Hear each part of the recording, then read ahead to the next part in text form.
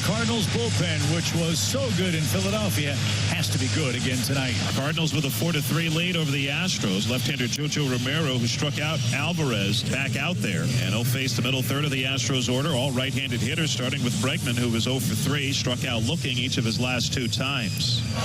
Alex sends one deep. We are tied up. Home run number 5 in his last 7 games. Breggy stays hot with a long ball. Now we'll have to contend with Yainer Diaz. Myers, the go-ahead run, still at second. And Diaz cranks it down the left field line, hooking. If it stays fair, it's trouble. And it's a fair ball. Home run. Yainer Diaz puts the Astros ahead. 2-run shot makes it 6-4. Cardinals are down to their final out. It's this high pop-up down the right field line. Altuve, McCormick, Chaz has room. Ball game over. All right, that's what it sounded like on Bally Sports Midwest and the Astros TV network yesterday with Alex and T-Bone on BK. It's good to be back with the boys here in the middays. Yesterday was fun in the mornings. I'll be in the next couple of Mondays with Randy Carricker, but for the rest of the week, I will be with Alex and T-Bone. And today, Alex, we got to talk about a game that did not go the Cardinals' way. They have now lost 3 of their last 4. Their one win came in extra innings. Their bullpen is depleted right now. And everybody yesterday, I saw you on social media. I'm sure I'll see you on the text line. The Cardinals social media police. 399-9646. BK's out here. That is the Air Comfort Service text line. BK's out here defending every Cardinal he can. Can we please not blame Ollie Marmol for that loss? Can we please Looked not do it? Looked like a misuse of the bullpen. I don't know what people wanted out of Ollie yesterday. Seriously, I don't know what he could have done there to give himself a better chance to win. Don't go to a lefty. Ryan Fernandez is not an option for you yesterday. He's down. He had pitched in each of the past 2 games. You do not have Riley O'Brien. You do not have Keenan Middleton. You do not have Giovanni Gallegos, who even if he was there, I'm not sure that you would have trusted him anyways. But if he had been healthy and good this year, he would have been an option there. That's 3 of your potential high-leverage right-handed relievers that are unavailable for you last night in the game. So he had to play it the way that he did. You couldn't. He tried to push Kyle Gibson. He walks the guy you got to bring, at that point, Andrew Kittredge into the game. Andrew Kittredge comes in. He gets you a full inning. He gets you the 3 outs that you need. Now you're to Yordan Alvarez. Yordan Alvarez is one of the best hitters in Major League Baseball. Alex, which side is he from? Left. Left side. Good job. Thanks. What does Andrew Kittredge, despite him being amazing, and I love the guy, struggle with? Left-handed hitters. 900 OPS so far this year against him. And Yordan Alvarez is one of the best left-handed hitters in Major League Baseball. So let's go get our lefty to get this last out. We got 1 on, 2 outs. Jojo Romero goes out there, gets that out, strikeout. You get into the next inning. Now it took a bunch of pitches. Because, again, Yordan Alvarez is really freaking good at this. So you go into the next inning. What that means is he has to face Alex Bregman if you keep him in the game. Or you could, I guess, go to Kyle Leahy or Ryan Lutos, who is apparently the best thing since sliced bread now. No, even Leahy though we have, was, not Lutos. Neither of them are all that good. Let's be honest. They're low-leverage relievers. Leahy's in the circle of trust, Leahy's sir. in the circle. Yeah, I didn't feel good about him in that spot, personally. I felt pretty good about Jojo Romero coming back in for that inning. It's a really tough matchup, but Bregman has not been great this year. He's on a heater right now, though. Comes in, hits the homer, ties the game to lead off the 8th inning. All right, it is what it is. You got to leave him in there for Myers because now he's in for the 2nd inning. You are required by rule to keep him in for one more batter at a minimum, Alex. Myers singles. Now you got Pena coming up to the plate. He sacrifices on 1 pitch. They decide to pinch hit Jose Abreu. Guys, I do not care who's in the game. Jose Abreu was not getting a hit there. He's one of the worst hitters in all of baseball this year. That's where you should have brought in Kyle Leahy. He strikes out swinging on 3 pitches. Now you got Diaz coming in. Diaz is also a bad major league hitter. Has not homered since early April, Alex. He finds a way to get into one. He hits at 393 feet. It's a 2-run homer, and now you're down 6-4. The next one up, he gets the ground ball that he needs. It's McCormick. Fielding error by Mason Wynn. His 10th. It extends the inning, and now you go to Lutos, and guess what? A ground rule double because he's in the game, and he's not very good to Jose Altuve. You're down 7-4. Boom. For all intents and purposes, game is over. Here's Ollie Marmol explaining his decision-making process after the game. Alex, I want to hear your thoughts on it after this. Bullpen's been really good, and some of these guys are going to have nights like that, and you can't blame them for it. They've competed extremely well. JoJo's been really good for us. He's had a tough night, came in, got his guy, big punch out there, but Bregman got him, and then Diaz got him some balls over the plate. But these guys have been really, really good. So get some rest and go back at it. Alex, I didn't think that was on Ollie. I thought it was on the roster. You don't have a right-handed guy for that spot. It's unfortunate. Ryan Fernandez is the only other dude. If he was available last night, they should have gone to him. Absolutely, totally agree with everybody that would have made that case. You can't go to Ryan Lutos or Kyle Leahy in that spot with the game on the line, either tied 4-4 or once you're down 6-4. It's just not the right move. You went with your best dude and he got beat. How'd you feel last night watching it? Yeah, I mean, I wasn't angry about it because I agree. Looking at the situation, you had no other option. You're going to go down with your best guy. We always talk about that. The problem is, like, you could see it coming with JoJo. Once Bregman hit that home run, you're like, oh, geez. And you're thinking, all right, maybe he gets out of it. You have the bunt. Then you get to Abreu, and you're thinking, well, we're out. Diaz. But it just felt like you've used these guys so much that at some point that dam was going to break. You saw the cracks coming down the wall, and you're like, oh, geez, how do we get out of here? Would I have felt comfortable of going to Kyle Leahy? Absolutely not, because I mean, look, I know we put him in the circle of trust, but really I did that just to get BK angry. But sometimes I feel comfortable with him. But it just, you had a long stretch of right-handed hitters with JoJo Romero on the mound. And after that game got tied, it felt like you can't keep going with him because you just felt the game was already done for. But and who do you go with instead? I probably would have just tried Leahy out there. Because you went with you. See, here's the thing. You went with your best student, and the wear and tear was there. And at that point, give me a fresh arm to get one out against a catcher that hasn't had any success this season. I wouldn't have done Lutos. Lutos was the game's over. I would have probably gone with Leahy there just because Romero was used so much in that inning. Yeah, I didn't have an issue sticking with JoJo Romero, but it's clear that the team currently is missing a right-handed reliever, and they were just in a bad spot last night. Like last night, when Gibson didn't go 6, I started to wonder if it was a scheduled loss at that point because you had to really stretch Kittredge, you really had to stretch Romero, and though Leahy is in the circle of trust, I would prefer him being Fernandez is down rather than the 8th inning when the game is on the line. So I would not have gone to Leahy. JoJo Romero, I understand that the pitch count is high, but at some point, if you're a manager in Ali Marmol, you have to just say, this is one of my best arms, and I'm going to either win with him or I'm going to lose with him. And last night, it wasn't on Ali. It was JoJo got tired and couldn't do the job that he was required to do. And it's not necessarily on him. Like, he's been a good reliever when even after that outing, his ERA ballooned to 2.1. Like, that's how good he's been all season long. So I had no issues with sticking to JoJo Romero.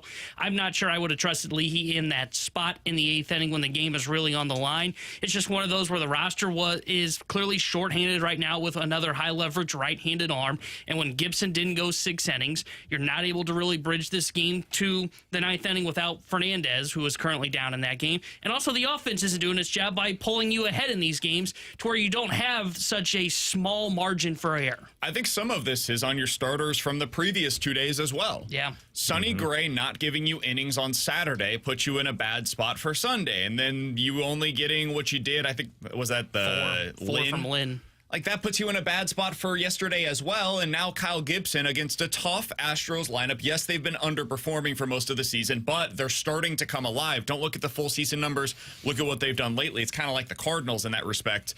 That's a tough ask of Kyle Gibson. He did basically what you were asking out of him. Couldn't quite get you through 6, but was damn close to being able to do so. It just continues to put you behind the 8 ball. You add all of that up with the errors that are starting to pile up now, which adds in extra pitches that your guys have to throw. Like, they have such a small margin for error right now that all of this has a trickle-down effect.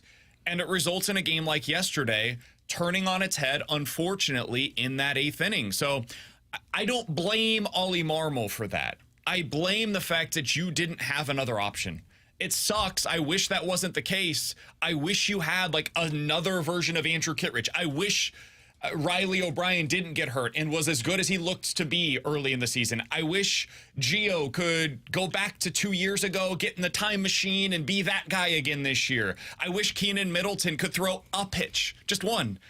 Well, I feel like I've said that before major about the league bullpen. level this season, and not for the first 2 years, most likely, of this contract that they gave him this past offseason, be ineligible to throw because he's hurt the entire time for the Cardinals and probably has a forearm issue that they're eventually going to have to announce. Like, all of these things have led to where we are today. I wish that the Cardinals had a lineup that could extend the game to where they can go to those low leverage arms in the 7th, 8th, and 9th inning because they're up by 7 runs. It just never feels like they're doing that right now. So Ollie Marmol yesterday went with his best dude and he got beat.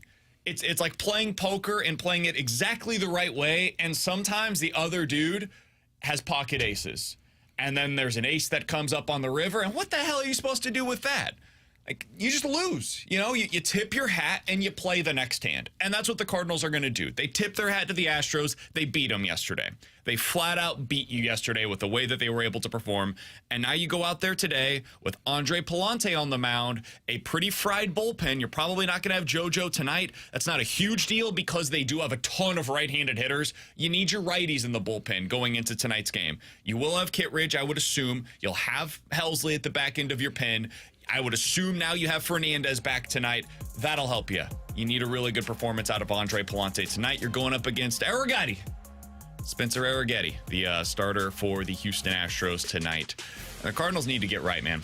They need to get this thing back on track.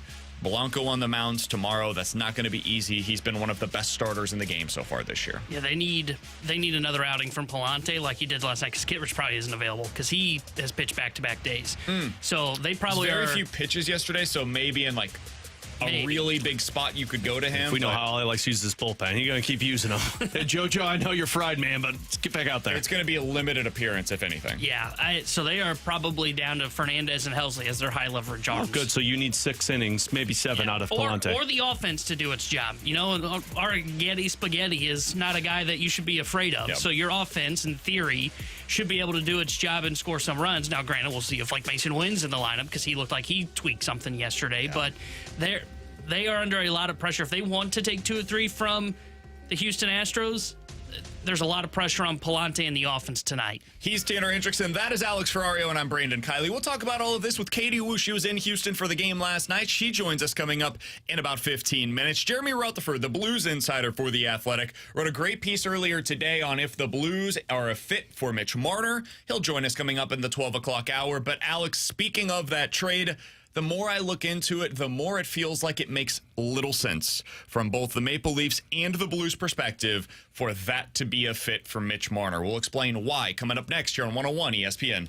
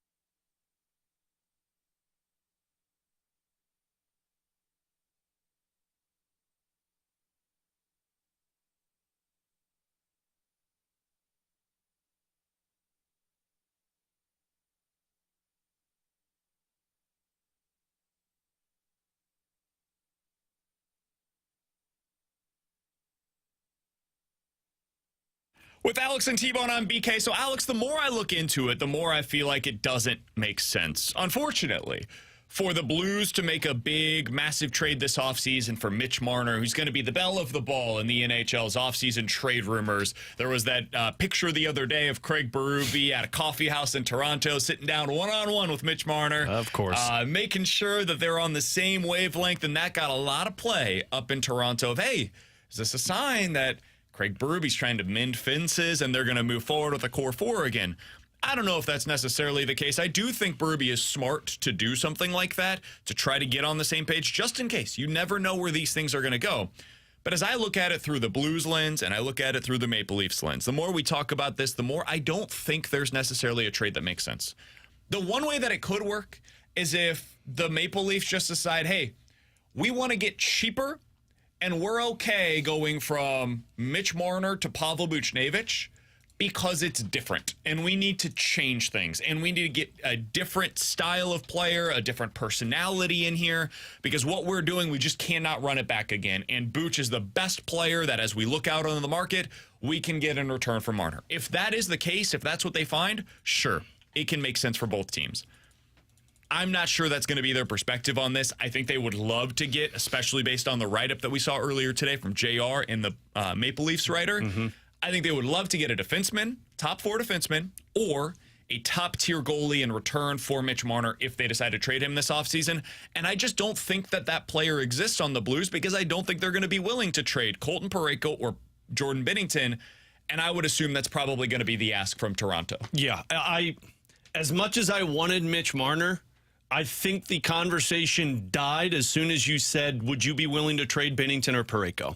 And if a fan listening right now said, I'm not trading either of those guys, well, then you're not getting Mitch Marner. Because if you're Toronto, and I know the piece that they did, and JR was trying to workshop a platform of a trade that was not Binnington or Parayko, and they brought up Pavel Buchnevich, sure, that makes sense.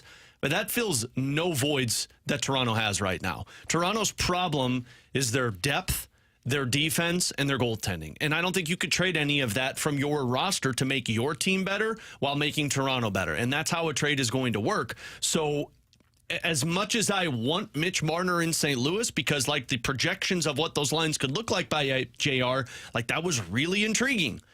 But there are going to be teams that can give more than what you have to offer for Mitch Marner. And by that, I think it's going to be either Nashville with Yusei Saros or it's going to be New Jersey with Jacob Markstrom. Either of those teams have the ability to trade a goaltender and bring in, or not New Jersey, I'm sorry, Jacob Markstrom with completely blanking. Thank you, Calgary. You're going to get a number one hockey guy BK over here. You're going to get a number one goaltender for that. So, yeah, it just seemed after reading that article today that any hope with the Toronto Maple Leafs is dead from that. And frankly, I'm still unsure if I want to pay Mitch Marner $11+ million. Like, I love the idea of it, but I don't know who you are until I see you on another team. Are you going to be Sam Reinhart or are you going to be Jonathan Huberdeau? So, if we don't go ahead and set that to the side, and we'll talk about it a little bit more with JR coming up at 12:15. There is another team that Alex has been targeting all postseason, basically. Since watching this team in the playoffs, he's been like, oh, my God, that's my guy. That is the guy that I am going to be lusting for this offseason. And his answer is Sam Reinhart. No. That is a free agent. Sam Bennett, the other Sam. The mustachios. Not the guy that's going to get $11 million on the free agency market. No, the guy that's making $4.5. That has one more year of term for Florida. Center/winger, playing center for them right now. Can play on the wing as well. Big, strong, physical, plays up the middle. You love to see it. Alex, there was an update on Bennett/Reinhart/Ekblad from one of the national reporters that you found to be interesting earlier today. Yeah, so this was up on Spectre's Hockey. They put it up on the Hockey News, but it's from people with Sportsnet. Sportsnet citing that the general manager for the Panthers told the Miami Herald that they're going to do everything they can to keep some of their best players. That includes Sam Reinhart and Brandon Montour. And they brought up the possibility of, do they look into trading Aaron Ekblad, who's their number one defenseman? And if you scroll all the way down to the bottom, it says another option that has been mentioned would be shopping Sam Bennett, who's got 1 year remaining at $4.1 million through next season, and then is a UFA after that. So they're talking about keeping, and this is why I brought up the Panthers last week with you, because let's say Florida wins the Stanley Cup, because I truly believe they're going to win this in 4 or 5 games against Edmonton. I know, I don't think Edmonton has a shot. But if you're a team and you accomplish the ultimate goal, last year it was the Stanley Cup final. This year you win the Stanley Cup. If I'm a general manager, I look to start finding ways to transition my roster so I can stay in that winning window rather than hold on to everybody I can and it all fall apart pretty quick. So that's why if you're them, it would make sense if they're considering to move on from Aaron Ekblad. It would make sense if they look at trading away Sam Bennett because they have other guys internally that they feel can fill those voids. I think that the intriguing teams are starting to make themselves known. And right now, to me, Florida is number 1 on that list with Carolina being number 2. All right, we've talked about Sam Bennett. We've spent a lot of time on him. Again, big physical center, probably a middle 6 center down the road. Honestly, kind of profiles like a Braden Shin. Can play on the wing, can play center if you need him to. Not great on the face-off dot, but passable. Good enough honestly, to be able to do Braden it. Shen when you acquired him from Philadelphia, because that's kind of the age frame that you're looking at. He'll be 27. Like he's a good player. Maybe not going to be a great one, but a good middle 6 forward for you that a lot of winning teams need a player like that to be able to fill out their lineup. I think he's a perfect player to put with Dalibor Dvorsky. Like, have those two play together, and whoever ends up winning out at center, you feel good about it. That's the Sam Bennett conversation. You brought up Aaron Ekblad. He is 28 years old. He's making $7.5 million next season. It is the final year of his current deal. You want to talk about a legitimate top pair defenseman? He is that. Now, plays on the right side. And that's something that doesn't necessarily fit in with the Blues unless you're willing to part ways with Justin Falk and you move him instead of one of those left-handed defensemen for you. But, Alex, as you look at the Panthers, is he somebody that makes sense in your mind, or is that more of a, probably going to go elsewhere? Maybe that's the kind of piece that Toronto, for example, would be looking for in any kind of a big deal. I think that's where I fall more on this. I like the original thought of getting Aaron Ekblad at 28 years old was like, oh, damn. But then you remember he's a right-handed defenseman making $7.5 million. Somebody's playing on their offhand. And I don't know if everybody remembers what happened the last time the Blues tried to play a guy on those offhand. Didn't work out so well. So as much as I would love the idea of it, I don't think you can pursue that because, one, he's not... He's an offensive-minded guy. Like, he's put up, 38, 40 points, 50 points a season. But I think he profiles a lot like Colton Parayko, more than the guy that you need with Colton Parayko. And 2, you're talking about having 3 guys all on the right side making $6.5+ million. That makes you very weak on the left side. So I think I would be more willing to pursue a Sam Bennett and then look for that left-handed defenseman elsewhere, like a Jacob Chikrin or a Shea Theodore, things like that. This is more of a Toronto Maple Leafs move. And frankly, I don't know if Florida would do this just to keep Brandon Montour because Ekblad's a better player than Montour. He's Alex's T-Bone on BK. Coming up in 15 minutes, 314-399-9646 is the Air Comfort Service text line for questions and answers. You guys can get some of those questions in on the YouTube chat, youtube.com/101ESPN STL as well. Coming up next, we'll have some questions of our own for Katie Wu, Cardinals insider of The Athletic, here on BK and Ferrario.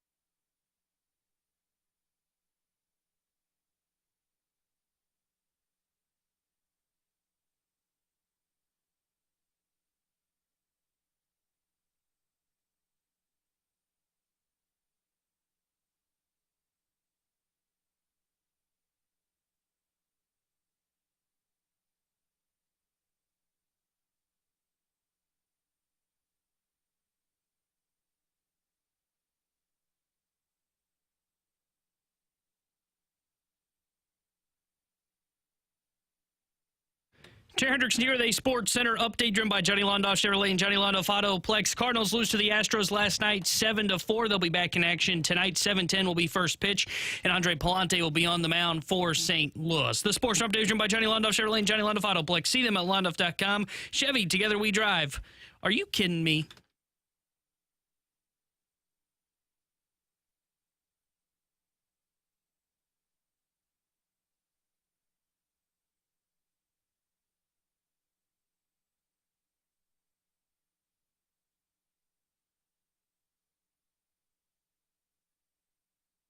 Oh, another terrible loss for the Cardinals. Of course, the day before, we get to talk with our friend, Cardinals insider Katie Wu, who joins us as she does each and every week here on BK and Ferrario. She is down in Houston covering this series for The Athletic. Katie, we appreciate the time as always. How you doing this morning? BK, you have tainted my mind because, as I'm sure most of us are aware, every time the Astros hit a home run, the train at Minute Maid Park does a little laugh through left field. And I thought about you all three times last night Katie, because of your just stellar open last week. I am so sorry, Katie. You should. I have mental pictures of him in that conductor hat and also in a Disney lingerie outfit, but that's for a different reason, Katie. What a turn! What a turn! I can explain that another day, Katie. It's fine. Zero context for that one. I did tweet out after he struck out Yordan Alvarez last night. I'm not sure there's been a better under-the-radar win-win deal at the deadline in recent years than JoJo for Edmundo Sosa. Both players find themselves in key roles for their respective teams. What happened after that, BK? We don't have to talk about it. Oh, that's right. 2 home runs and the loss. The BKO remains undefeated. Let's just put it that way. Yes, it does. All right, Katie, what did you make of the decision-making process by Ollie Marmol and the way that he navigated things last night with his bullpen?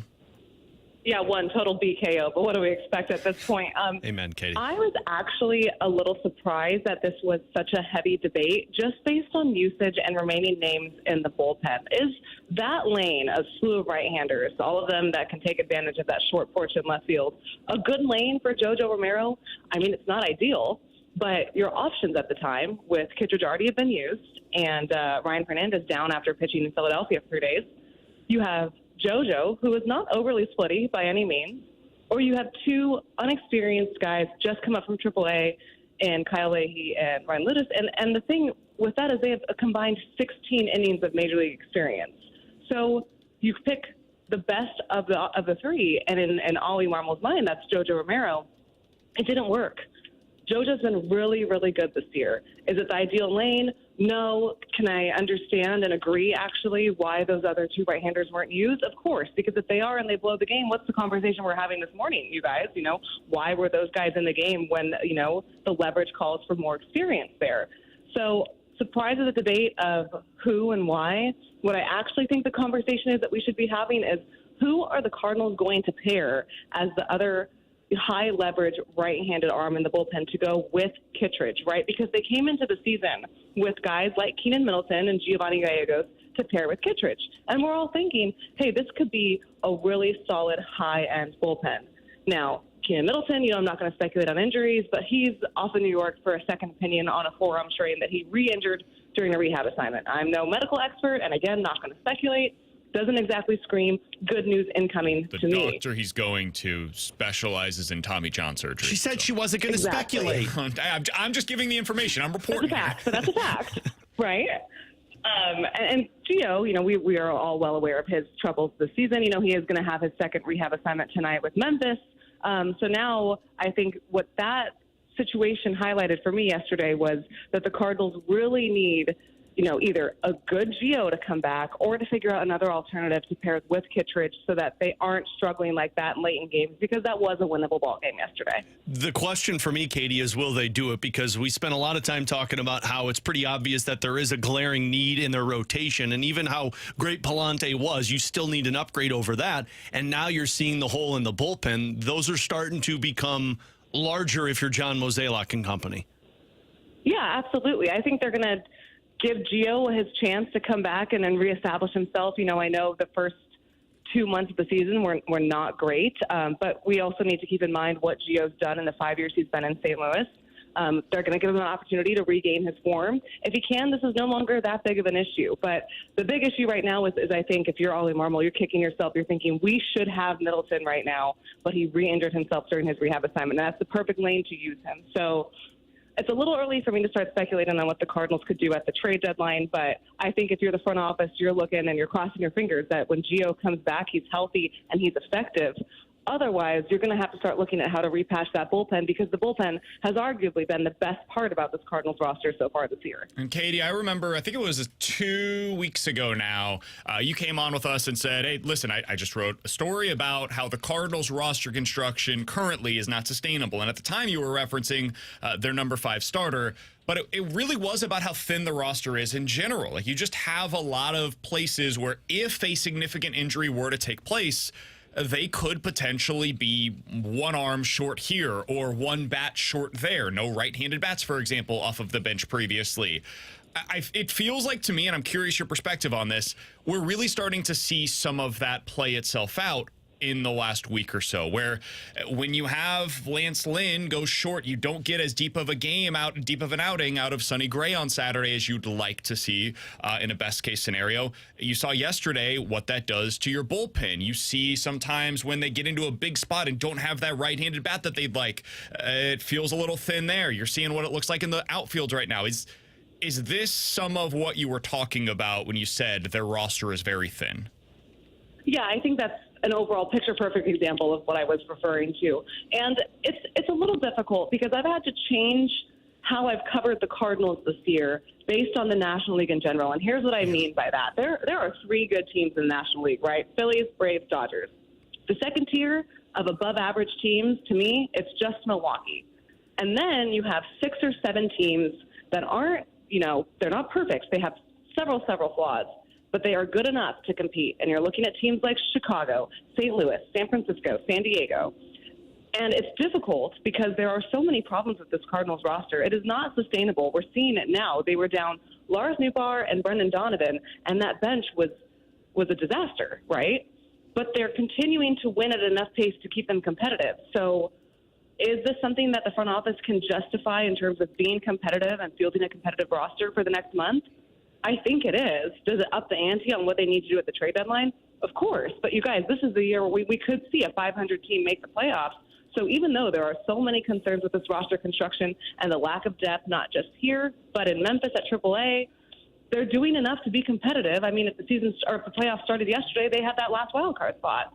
So it's a difficult place for the front office to be in. And I mean, the easy solution is to just go make your roster better, but it's June 4th, and they can't really go do that until July. So as much as I would like to see many of the things addressed, the lack of a right-handed bat, the shallow bench, the not yet solidified 5th starter on this roster, they can justify it because they're playing well enough to kind of patchwork this through another month. Is it sustainable? No. If I was a fan, would I be confident about this plan? No. Is it working? Yeah. Katie, I'm going to preface this with an apology because I only exclusively watch Disney movies with my daughters, and it's the only comparison I can come up with. But the Cardinals right now feel a lot like Mufasa holding on with 2 claws of the edge while the wildebeest are running by, trying to hold on. It feels a lot like the Cardinals are just holding on as much as possible to stay in that tier that you just referenced. And I'm very concerned that if your bullpen breaks or if your rotation starts to take a turn for the worst and not give you innings and your offense can't provide you that gap to basically not have to worry about a bullpen for a series, then you fall apart and you drop down a tier. What happened to Mufasa? Did it end well for him? Yeah, literally of all the examples, you picked maybe the most sad one in Disney history. Well, maybe I did that for a reason. Spoiler alert, if you haven't seen it. If you haven't seen it, and I'm not going to apologize to you. It came out in the freaking 90s. Get over it already. But look, Mufasa died. And I don't want the Cardinals to die, Katie. Hey, there's a new movie coming out this year with him. Oh, good. So, Katie, how do you feel about his example? Disney reference, Katie. What do you think? I just got like my childhood trauma re-brought up. But me too. From watching that movie, it's hard because, like I said, so many of those other teams in that tier are dealing with very similar problems. You look at San Diego, they just, they're patchworking their roster. San Francisco, I feel like every time I read something in San Francisco, someone's hurt. Like Blake Snell just went on the IL. The Diamondbacks are underperforming. You can go down the list. No team in this tier is perfect. and that includes the Cardinals. But they are playing well enough, again, to stay afloat. And in June, that's kind of all they really need to do. Now, they are, again, one serious injury or something away from having something that they can't really stay afloat for, right? Like the Lars Nootbaar stuff, that's a big blow. He's going to be out at least a month, you know. Keaton Middleton, I know we haven't seen him pitch yet, but that still is a blow for this team. They are patchworking their roster, and it's working because guys like Alec Burleson have stepped up, because Ivan Herrera has put in a lot of work to take over for Contreras. But I think the way that the front office is looking at this right now is, yeah, it's sparse. The roster isn't what we wanted, but come July or the end of July, we should be close to having Contreras coming back or Tommy Edman coming back and Lars Nootbaar coming back. And then you're in a position to make a trade, and it's all fine, right? The problem is staying afloat through June, and that's what I think the Cardinals really have to focus on this month. All right, last thing, Katie, we'll get you out of here on this. Just a quick update. Did you hear anything last night after the game on what the status is for Mason Wynn, or how bad a potential, whether it's an injury or just him being hurt? Did you hear anything post-game on his status? Yeah, it was, just I think precautionary was the word that was used. It didn't seem to be that big of an issue. Sometimes the guys will wake up, though, and be sore, so we don't know too much about that. But I think it also maybe underscores the point on why the Cardinals are so cautious with Mason Wynn and his back and his usage. And I know that's a hot topic, but for me, it was a good reminder, just seeing for like 2 seconds that Mason was in pain, what a disaster this team would be without him. So let's not go there. Just like Mufasa on the side of the cliff, right, Katie? Oh, yeah, just sure. Don't let him fall off. And don't let him fall. Just don't let Scar in the room. Katie, appreciate the time. Thank you so much. We will be certainly reading your work over at The Athletic and following you on Twitter, as always, at Katie J. Wu. Enjoy the rest of this series and that train as it goes by in Houston. You got it, guys. We'll talk soon. Absolutely. That's Katie Wu joining us as she does each and every week here on BK and Ferrario. Appreciate her time, as always. Somebody said John Mozeliak is Scar. Somebody else said Ollie is Scar. So honestly, both are trying to kick him off the side of the cliff. Somebody else said BK is Scar. So no, BK is one of those damn hyenas. Usually the one that just laughs so much with the eyes like all over the place. That's where he is. Timon and Pumbaa in this scenario. Absolutely, we are. T-Bone is totally a Timon. Yeah. I know it was a Disney reference, but it was the only thing I could come up with, and that's what it feels like. It wasn't bad. It feels like the Cardinals are like this. Don't let me go. And Mo is just going to slap one down and say, no, we're not making a trade. I mean, I've heard so much worse metaphors by you. Really? That was... I think I give a lot of those. Definitely not the worst one I've heard. I think I give a lot of good metaphors. Still was not in the top, 10, though. It was all right. I mean, BK was laughing. I saw where you were going with it. Like, it painted a picture Don't belittle me. No, I'm I serious. did a well job. That's not the proper English. But at least I didn't mess up your again. Who would do that? All right, coming up next, 314-399-9646 is the Air Comfort Service text line for questions and answers. Me here on too. BK and Ferrario. T-O-O.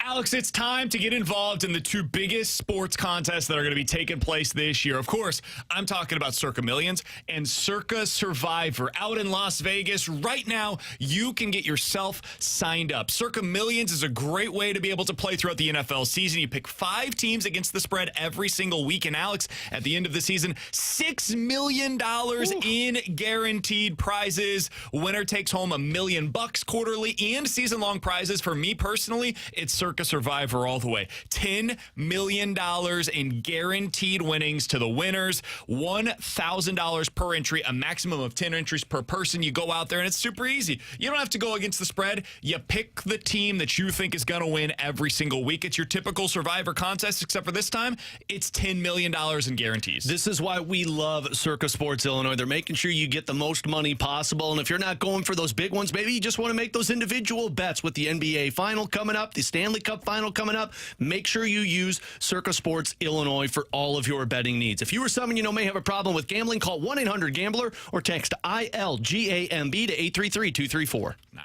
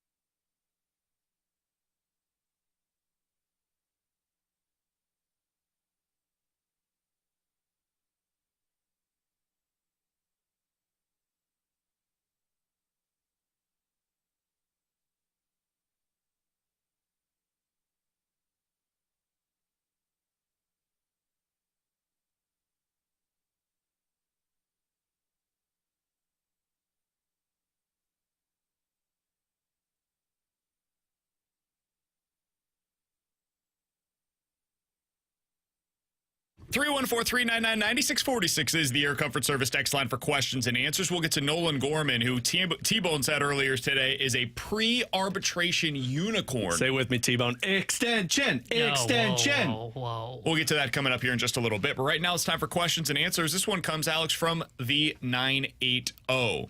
Guys, if I'm not mistaken, Jordan Bennington's contract goes through the 2026 season. If the Blues aren't going to be a playoff contender for another couple of years, don't you think that it would make sense to trade him now and extract full value? No, because it's not so much of you being a contender when Bennington's out of his prime as much as it's making sure you're keeping Joel Hofer on the right track to take over when you're ready to compete. And if you lose Jordan Bennington, now you're relying on Hofer to play 50-plus games next season, depending on what backup you bring in. And I'd be very concerned that he doesn't hit his ceiling because you're relying on him to be a number one guy and save your team from all of the flaws that they have, when Bennington already has proven the ability to save your team from the flaws and not impact him. So no, I wouldn't trade him solely for bringing in a Mitch Marner. If you're telling me I could bring in a legit 25-year-old number one defenseman, then I'd consider it because your team is better. But I don't think bringing in Mitch Marner makes you better in the long run. And I just don't think when they bring up extract the value from him, I don't think that value is as high as we think it would be. Again, we kind of talked about this a little bit on the show. Once again, there is a team in the Stanley Cup final with a goalie not making a ton of money that was not good in the playoffs in Stuart Skinner. So I see why teams don't value it, because they can see that they can get to the finals without it. You saw that with Darcy Kemper, who won a cup and couldn't see out one of his eyes by the end of the Stanley Cup 3 years ago. So Forgot about that. When we talk about extracting his value, I don't think there's much value to be extracted. So I think you just hold on to him. I would be concerned about trading him just because I wonder what that means for the competitive retool. If you trade Binnington, I think we all liked what we saw out of Joel Hofer this year. I don't know what that looks like if he's a number one goalie instead of a number two guy. I do think there's a chance that you overextend him. You put him into a spot where his development is hindered a bit, and now you're looking at a situation where you are truly in a rebuild. I do wonder if maybe Binnington is the one guy that's really keeping you out of that. And if you go into that, doesn't necessarily mean you cannot trade him, but it does. That's part of the calculus here, in my opinion. So I personally would not trade him. I would keep him through this.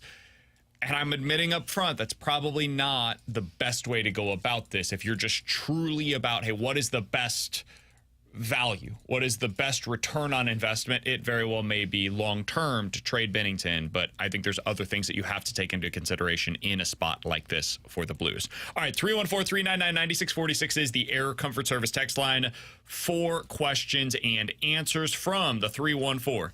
Guys, I think the White Sox would trade anything at any time now.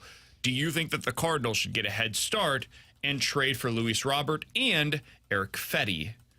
I think that the asking price for something like that would be so astronomical that a lot of Cardinals fans, including myself, would be skittish in trying to meet that price. I would not do it. I think the starting point is Jordan Walker. That is the starting point if you're getting Luis Robert in this kind of a deal. And I'm not doing that. Yeah, I brought him up actually yesterday to T-Bone in the office. And I mean, I love the idea of Luis Robert, but T-Bone's right. Can't stay healthy. And I don't need to trade for another outfielder who can't stay healthy and can't hit his ceiling like you just did with Tyler O'Neill, and to trade away a Jordan Walker, because you're right. You're talking Jordan Walker and Nolan Gorman if you're putting Luis Robert. You can get Eric Fetty probably for anything. I don't think that's the case. You don't think so? I think Eric Fetty's going to get a good return this year. Yeah. 2 years, solid pitcher, totally reasonable deal. I'll rephrase it then. I don't think it's going to cost you as much as it would to get both Luis Robert and Eric Fetty. Fair. But I like the idea of Robert, but I'm not going to give up Jordan Walker or Nolan Gorman for it. I think that's the starting point. I just wouldn't trade for Robert. He can't stay healthy, so I don't want him. I mean, he hasn't played in 100 games but once in his career. Think about that. And he's been a big leaguer for 4 years. So I would not trade for Luis Robert. I don't care what the asking price was. Eric Fetty, he makes sense for the Cardinals, and he's very much a Cardinals-type pitcher. You know, he's got control on his deal. He could come in. I don't know if he's a 2, but he would definitely help your rotation and could be a guy that would start a playoff game for you, and he's got another year of control, so he makes a ton of sense. It's like the Montgomery deal, essentially, all over again. 314-399-9646 is the Air Comfort Service text line. From the 314, Alex, Blues question for you. Would you say Neighbors has a chance to get to 30 goals? Which one do you think is more likely, actually? Neighbors gets to 30 goals or Bolduc gets to 20 goals next season? 30 goals for Neighbors or 20 for Bolduc? Which one is more likely? I'd say 30 for Neighbors, because I don't think Bolduc is going to be playing in the top 6 consistently, and I think Neighbors is going to be playing with Robert Thomas on a consistent basis. That's where I'm at. Yeah, I think same. Bolduc's going to spend time with Kevin Hayes, which might not benefit him. Oh. Yeah, sorry. I like the idea of it, though. He'll get to 20 soon. Sorry, Bolduc. Now, if you go out there and you get yourself your Martin Necas or Sam Bennett and Braden Shen dips down to This a third sounds line, much better. Now Zach Bolduc, I believe, could be a 20-goal scorer. Now I Talk take about both. this with Jeremy Rutherford, Blues insider Oh. for The Athletic, coming up at 12:15. But next, T-Bone called Nolan Gorman a pre-arbitration unicorn earlier today. He'll explain what he means by that, and we'll look into what he's done in recent weeks. It's pretty damn impressive for the Cardinals, coming up next year on 101 ESPN.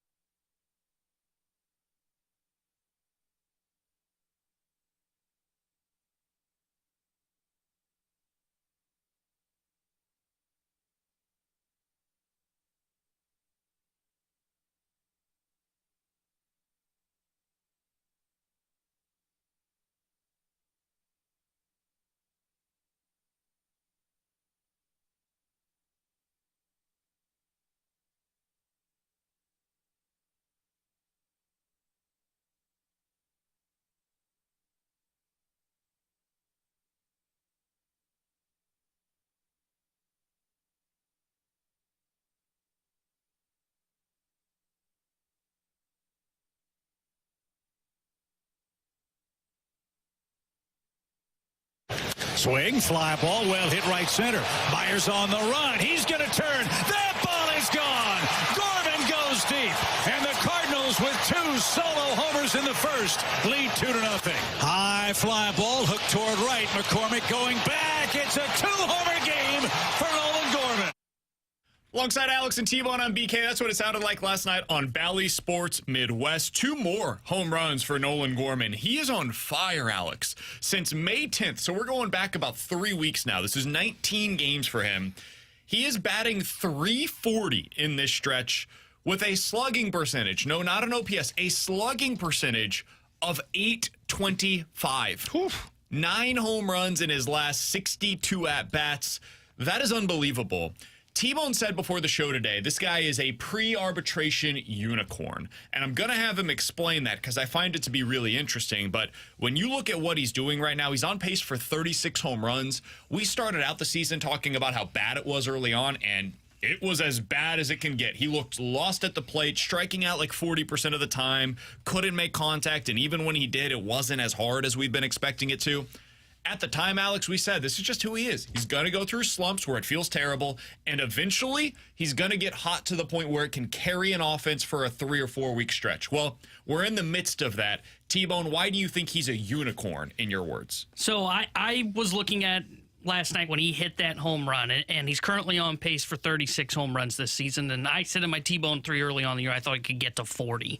And honestly, he's a hot streak, continuing this hot streak away from potentially getting those numbers bumped up to where he could project for that this season. So in my mind, I was thinking to myself, okay, this feels like the kind of guy that could be a contract extension candidate once you get to the offseason. So I started looking for like the comparables. Okay, who is someone that has signed a contract extension like this before to buy out the arbitration process?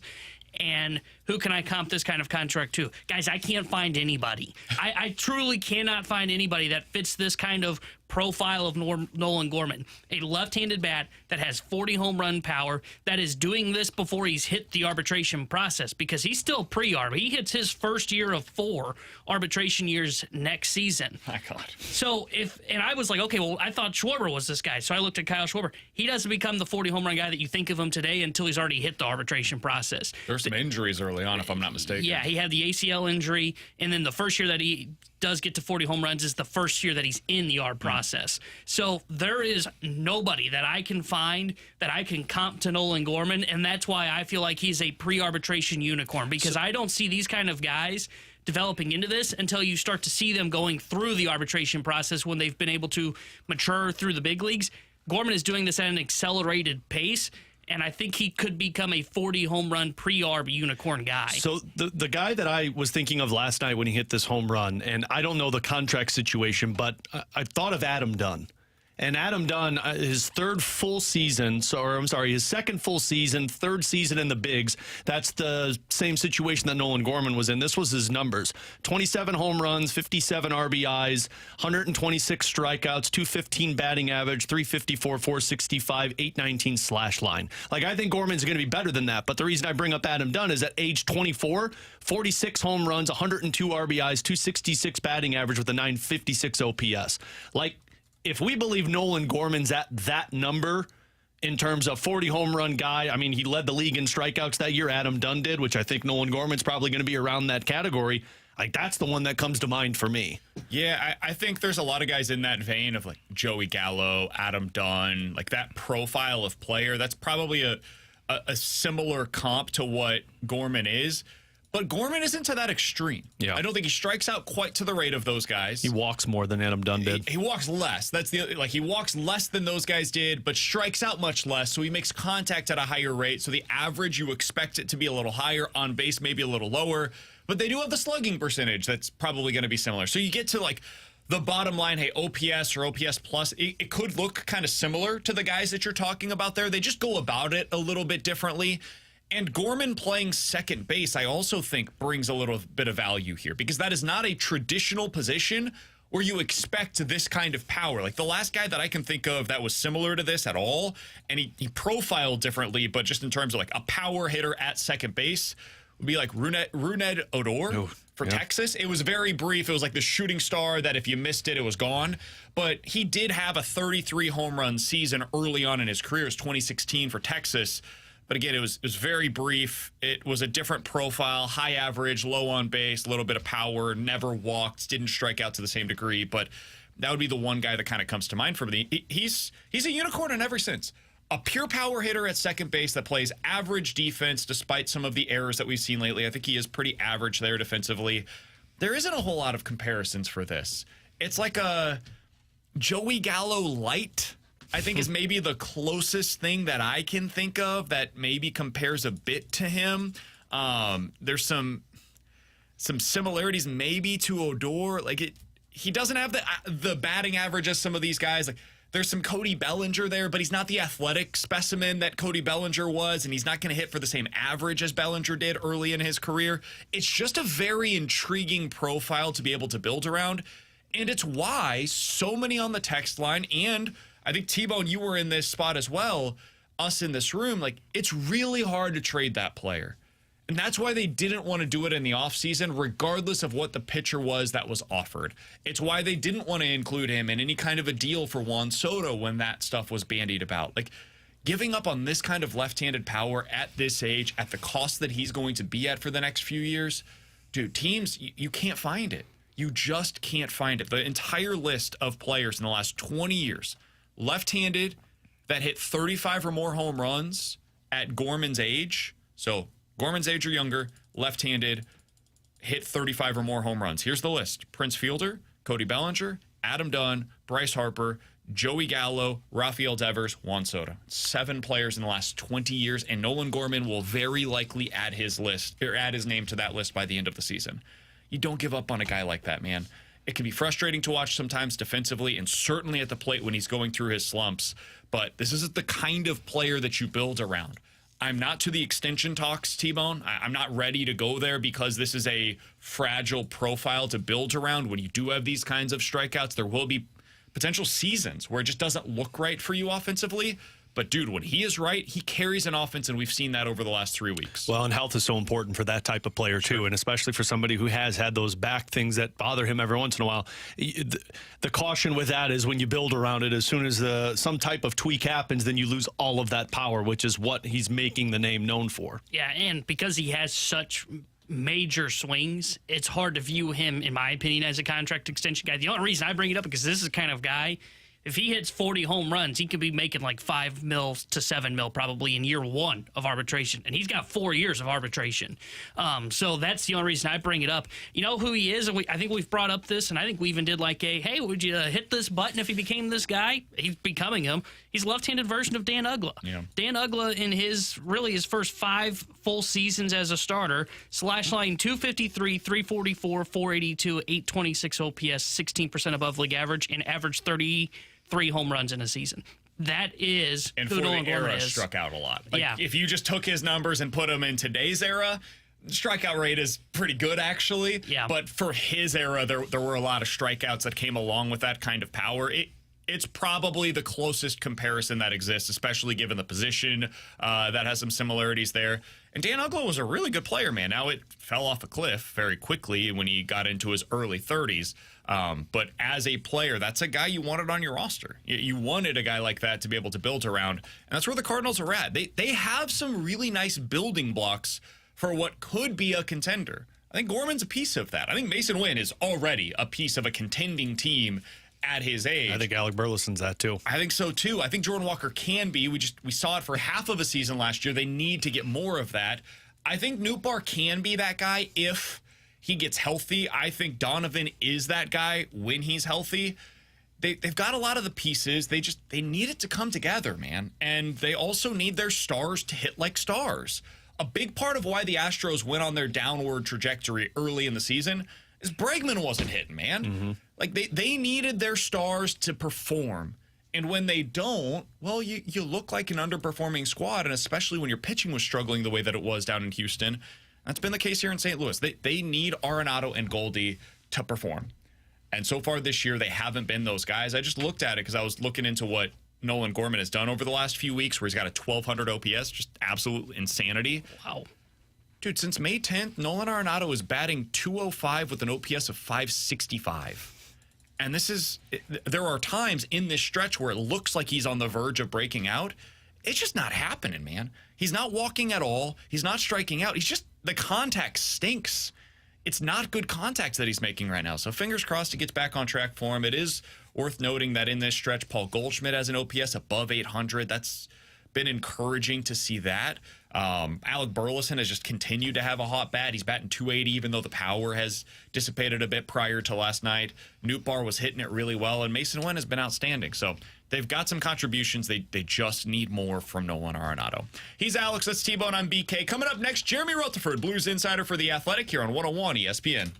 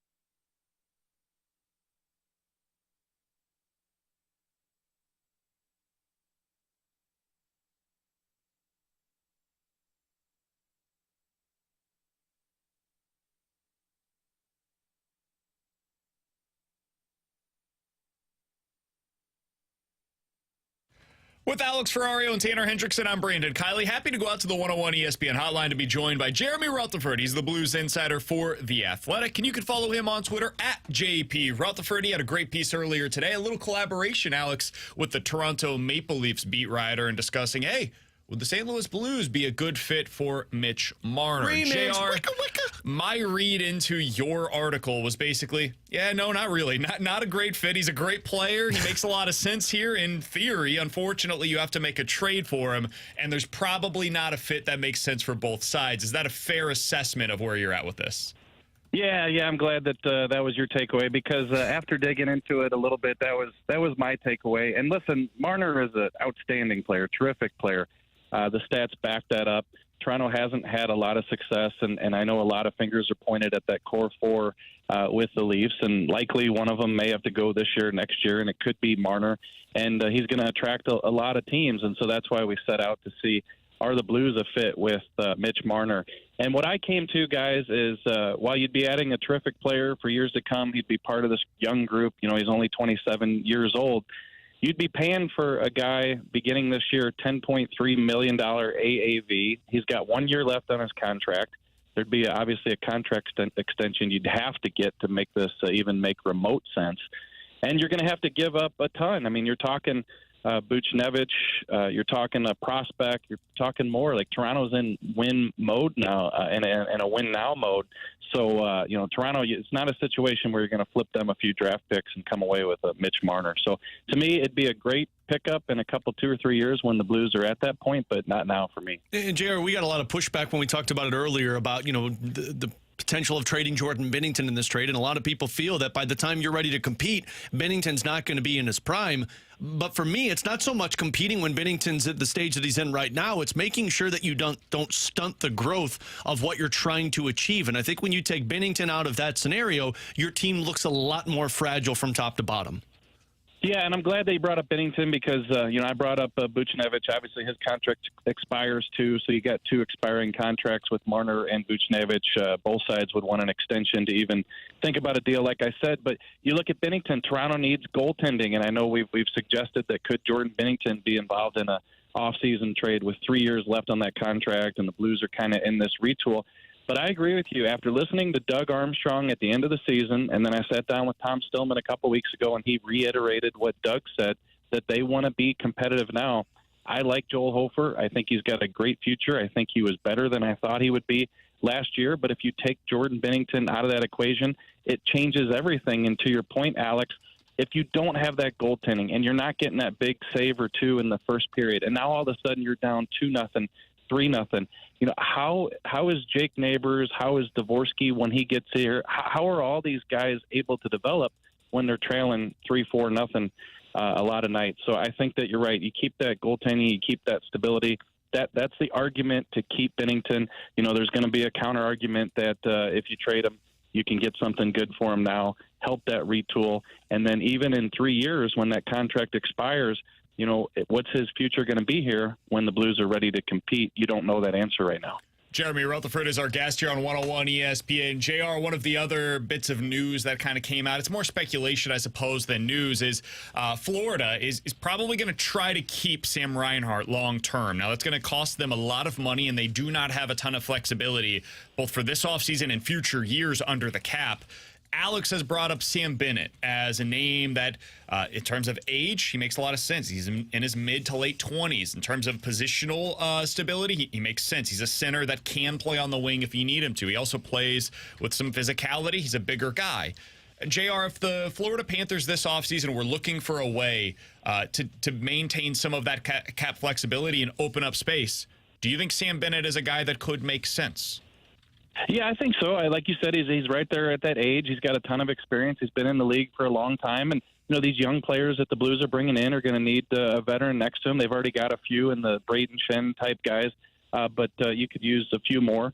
It's going to be a situation where what does Florida do when you get to the Cup? We saw it with the St. Louis Blues. A lot of decisions have to be made after that to stay cap compliant, and Florida's in I think a little bit of a different situation than even the Blues are because they get a lot of big guys. They're going to be due contracts. So we'll see what happens there. But I've liked Bennett as a player, and he's been a piece there down in Florida. So I think that he's a guy that I would think that the Blues would have on their radar. Not saying that they'll get him, but a guy that his name is probably popping up in their meetings. Jer, we talked about this yesterday after the Oilers advanced to the Stanley Cup final on Sunday. And, a lot of people are looking at it, trying to figure out, what's the trend? How do you build around Edmonton beyond the, drafting Connor McJesus and getting Leon Draisaitl on your team? The one thing I brought up is, I watched Evan Bouchard perform in that postseason and thought, man, that's what Edmonton has been missing, a legit number one defenseman. They've had Darnell Nurse. They traded for Matthias Ekholm. But until Evan Bouchard really set the tone and came onto the scene, they were always the same team. That kind of swayed me into believing, man, the Blues might try and be aggressive at this draft to trade into the top 10. I don't know if they're going to get the same type of player as Evan Bouchard, but everything I've read from your colleagues of Scott Wheeler and Corey Pronman, there's 6 defensemen in this year's draft that have number one potential. Yeah, you're absolutely right. And for years, that's been the story with Edmonton, getting knocked out first, second round. Alex didn't have the defense, didn't have the goaltending. There was speculation they were trying. GM Kenny Holland was trying to get Jordan Binnington. That obviously did come to fruition. But they've bolstered the defense this year, and Bouchard's been great. And for getting Matthias Ekholm from Nashville, that's been good too. And it just kind of settled things down a little bit for them defensively, and they've been really good ever since. The problem is, and I'm not telling you anything you don't already know here, but there's some great defensemen in this draft. I read everything that you're talking about with Corey Pronman and Scott Wheeler and all their draft prospects and their evaluations, and you can get a top 4 potential defenseman all the way up into the 10 or 12 pick, somewhere in there. And I keep in mind the Blues draft at 16, so can they still get one of those guys at 16? That might be tough. The big arching problem here, though, is that it takes a while, as we know. I mean, go back to 2006, Eric Johnson. Obviously, he's had a long career in the league and been a good defenseman, but, he was a guy coming out that was can't-miss number one defenseman. And even if you get a guy like that, it takes some time. So I think that if the Blues had their druthers in terms of what they would like to select in the first round, it would be one of these defensemen. But will they be available?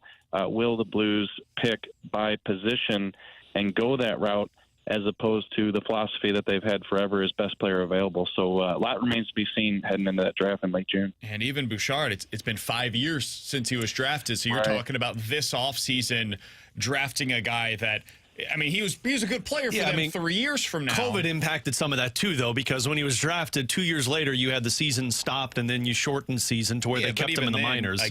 3 years later, he became a good defenseman, a top 4 type of a guy. He didn't become a number 1 guy until this season, where he's playing 23 minutes a night now. That's 5 years into his NHL career. So if you draft a guy now, even if we say that let's speed up the process a bit, you're talking about 4 years from now having somebody that can be that number 1 defenseman that you're looking for. That's a worthwhile selection. I don't know that it necessarily answers the question anytime in the immediate future, JR. Yeah, and it's fine because in terms of, let's just say they're 3 years away, and then all of a sudden you've got Snuggerud and Dvorsky and Bolduc and these guys in the lineup, and then now here comes that defenseman that you picked in 2024, and he's a couple years away from being a true guy, a true number 1, but he's a lot closer than as we sit here and talk about him today. That's a lot better route to go than having to buck up and pay for a guy in free agency or make a trade where you got to give up and create a hole on your team to get that guy. So that's always the route that most teams, Doug Armstrong, that's what they want to go. But it just takes so much time, and you have to be patient. And not only that, but at the end of the day, you got to get the right guy. I mean, you can make that pick at number, let's say they trade up to number 10 and they get the guy that they want, the defensive prospect. That's fine, but we're going to find out in 2 years, 3 years, 4 years whether they hit on that pick, and it's a crapshoot when it comes to that. JR, we appreciate the time as always, my man. Do you have a pick for the Stanley Cup final? Do you have a team that you're leaning towards in this final? Florida in 4, JR. Yeah, no, I've been sticking with Florida. I think this about the Florida Panthers. I've just seen it happen so many times. The teams that go a couple rounds for 2 or 3, 4 years in a row, I know that Florida just kind of made that big jump last year, but the teams like Tampa Bay a few years ago, they just got hardened, and I think that's the case with Florida. I think when they went to the Cup final last year and played Vegas, they got hardened. 6, 7, 8, 10 players on your roster, perhaps even a few more. You just know what it takes, and you know how to operate, you know how to approach each game. I think that's what we're seeing with Florida. I think with Edmonton, they proved a lot in this Dallas series. They've got some obviously elite level players with McJesus, like you talked about, Draisaitl. But I just think that Florida has a well-rounded team that knows what it takes, and they're my pick to win the Stanley Cup. Then it'll be a perfect time to trade Sam Bennett in the offseason to St. Louis. You love to see it. Hey, Jer, appreciate the time as always, man. People can read that piece over at The Athletic breaking down whether or not Mitch Marner would be a fit here in St. Louis. Really good collaboration with the Maple Leafs beat writer there. Appreciate your time as always here on the show. We'll talk with you again next week, my friend. Thanks, boys. Thank you. As Jeremy Rutherford joining us as he does each and every week here on BK and Ferrario. Alex, is it true you guys have a good guest coming up on the Last Minute Blues podcast with you and JR? Well, since we're up on YouTube now, we're trying to, so I've talked with Chris Thorburn. I think we're going to have Chris Thorburn pop on with us next week. And the We Went Blues Day celebration, I know he wasn't on the team, but he was with the team when they celebrated. And so we thought he'd be a fun one to talk. And he's been in the minor leagues these last couple of years. He was on the bench last year when Bannister got promoted. So, our first video guest on YouTube with Last Minute Blues podcast next week. Love to see it. So you guys can check that out. The podcast page, 101ESPN.com. The free 101 ESPN app is where you go to find it. And if you want to watch them, now available on YouTube. The stream, just like when you're watching BK and Ferrario, you can find that at youtube.com/101ESPN STL. Alex, before we get out of here, I do want to get your thoughts on this the Stanley Cup final matchup that we have now. Yeah. Panthers versus the Edmonton Oilers. I know you guys discussed this a bit yesterday. One thing that I love about the matchup and why I'm kind of rooting for the Oilers here, if I'm being totally honest with you, Alex, is just because I get so frustrated when I hear people say you can't win with guys that are making X amount of dollars against the cap. I don't believe that. I think it becomes harder. I think it becomes more difficult to build the team around those players. But if you have a Connor McDavid, of course you can win when he's making $12.5 million because he's Connor McDavid. It's up to you to put the team around him that is necessary, to draft well enough, to find the deadline additions that are good enough, to put a goalie on the ice with him, to draft a defenseman that can become capable of being a top pair guy for you. And they've done that now. And so I'm kind of rooting for them to be able to win the Cup this year because he's making $12.5 million against the cap. And I hope that this once and for all will go ahead and put to rest this notion that you cannot win with stars making big money on your team. It's harder to do so than if you've got a bunch of dudes that are really good. But, man, if you've got Connor McDavid, you should keep him around. You should pay him the most money possible. And it is possible to be able to win with him. Well, it's nice to know you hate St. Louis. Don't want to root for Matthew Tkachuk. That's good to know, buddy. But honestly, I think either team that wins the Cup breaks that trend. Because you're right, $12.5 million if McDavid wins it. But look, if Florida wins it, they've got three guys making $10 million. Yeah. And I know Matthew Tkachuk is 9.5. It's $10 million. You've got three guys making double digits and your goalie and two forwards. Not one defenseman is making more than $8 million. So I think either team breaks the trend of, well, you can't pay superstars if you want to win the Stanley Cup. You got to make sure you pay the right superstars to win the Stanley Cup. You pay a shutdown defenseman, you pay an all-around unicorn, and you get a goaltender who can come up with some big saves for you. Yeah. If you got the stars, they make it worth it. Yeah. If you overpay for somebody that's not a star, of course, that's going to be really hard to build around them. Pay $11 million for John Tavares, it's going to bite you in the rear end. Exactly. And if you pay $40 million for four forwards, hey, diversify your assets a little bit, ladies and gentlemen. It seems to be an important thing to do. He's Alex, that's T-Bone, I'm BK. The Junk Drawer is coming up at 12:45. But next, we got some big news in the NFL, Alex. One team taking care of arguably their best player. We'll tell you what the extension looks like for him. And I'm not talking about Justin Jefferson. We'll get to that next here on 101 ESPN.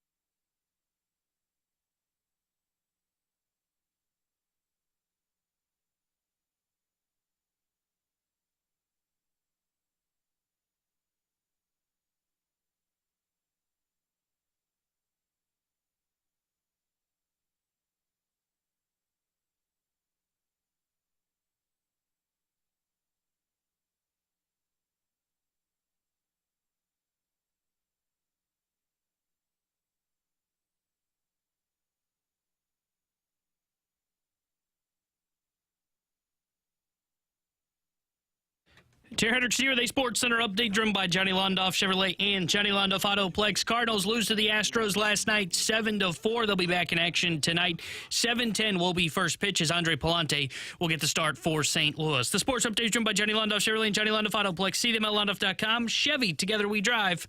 Are you kidding me?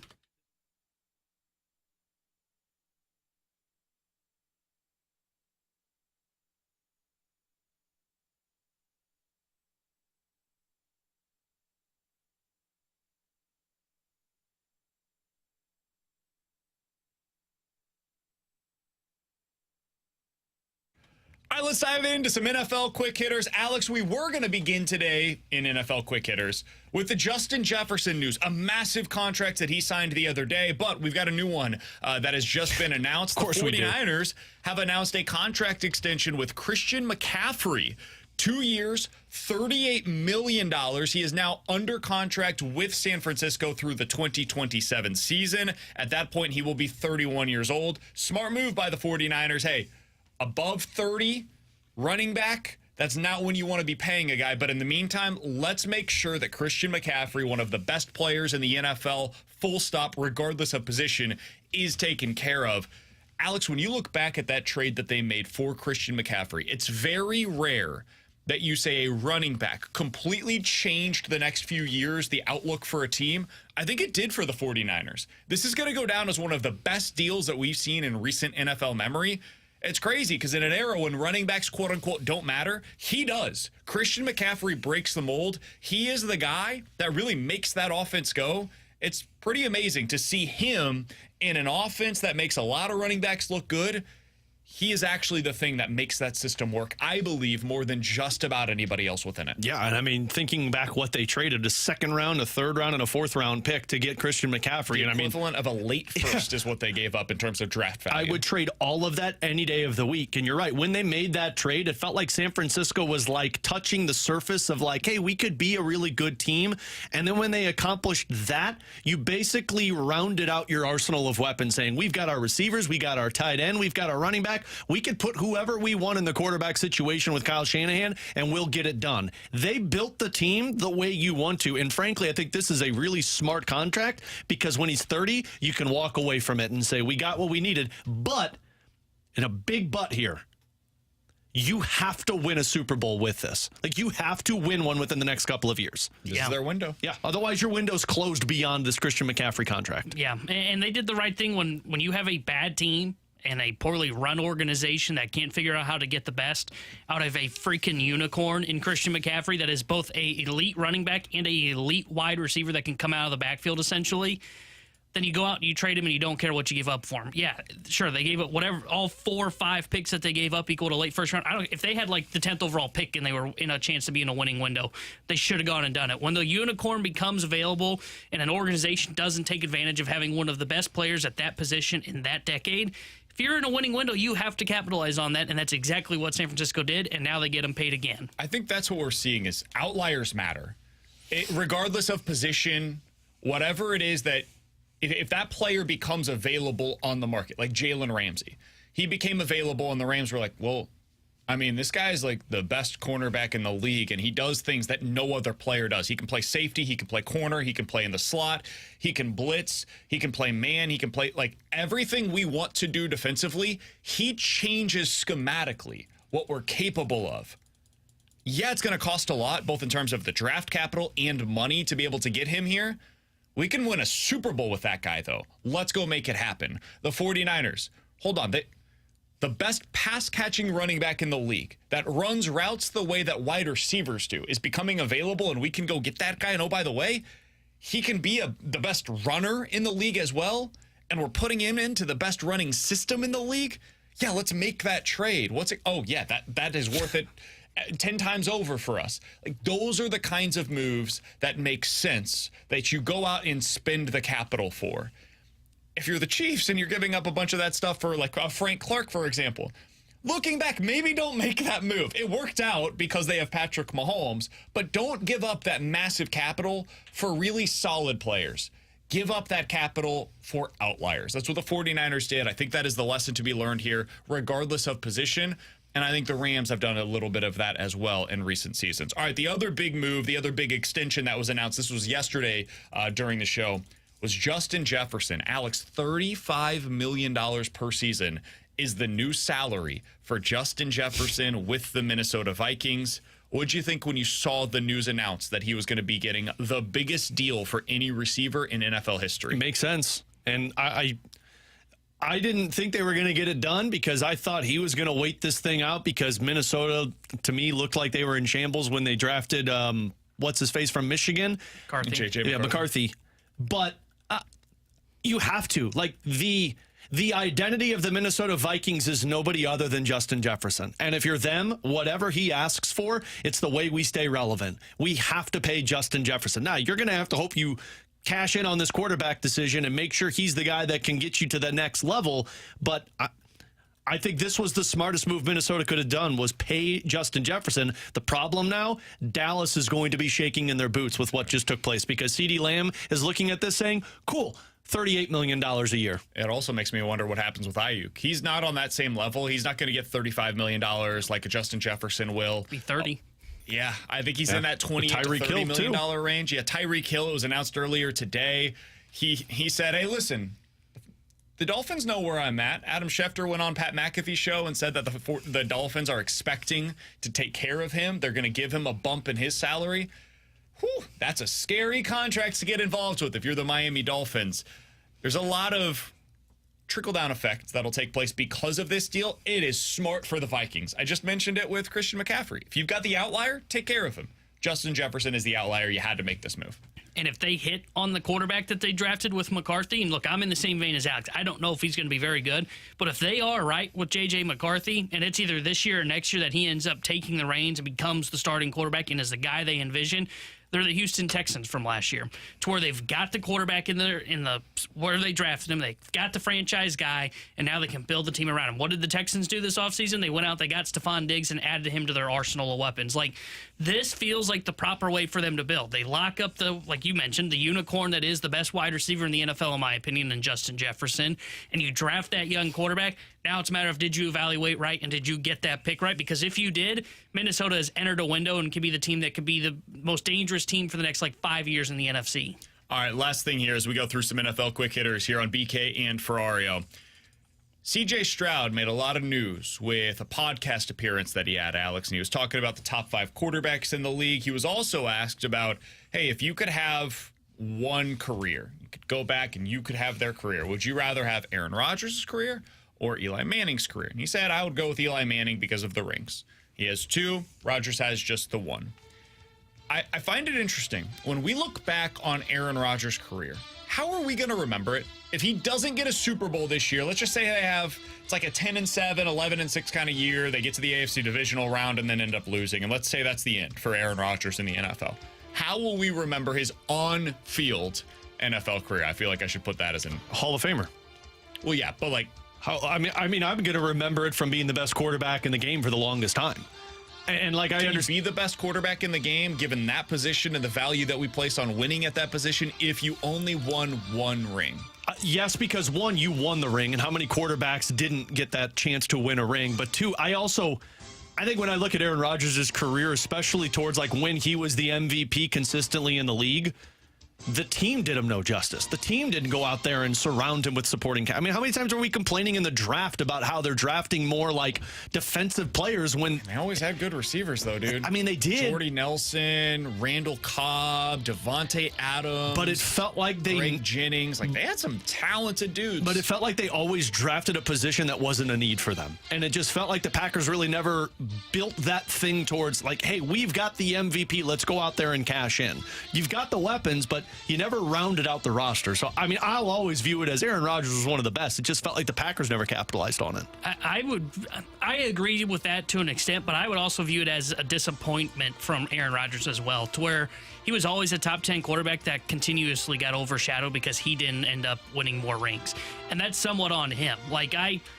You mentioned those wide receivers that he had. He's been a part of some really good teams, but he only got to the 1 Super Bowl and he only won the 1. So, I think there's going to be a lot of what ifs with Aaron Rodgers' career if he retires with just the 1 Super Bowl ring, because with his talent, he deserves more Super Bowl rings. He should be a guy that is a multi-Super Bowl champion, and I don't think he's going to end up being that because I don't see the Jets getting to the Super Bowl this year, and he's going to have a tough time going through Mahomes, and it's not like the best quarterback at the time was in his conference. The That's best my conference was the AFC with Brady, Roethlisberger, Phillip Rivers, and Peyton Manning. Like, he had Eli Bleepin Manning in his conference. Who were the top quarterbacks in the NFC at the time? There weren't a ton that were there. Okay, so he took over as the starting quarterback with the Green Bay Packers back in 2008. I'm going to give you the teams that made it to the Super Bowl from the NFC in that span.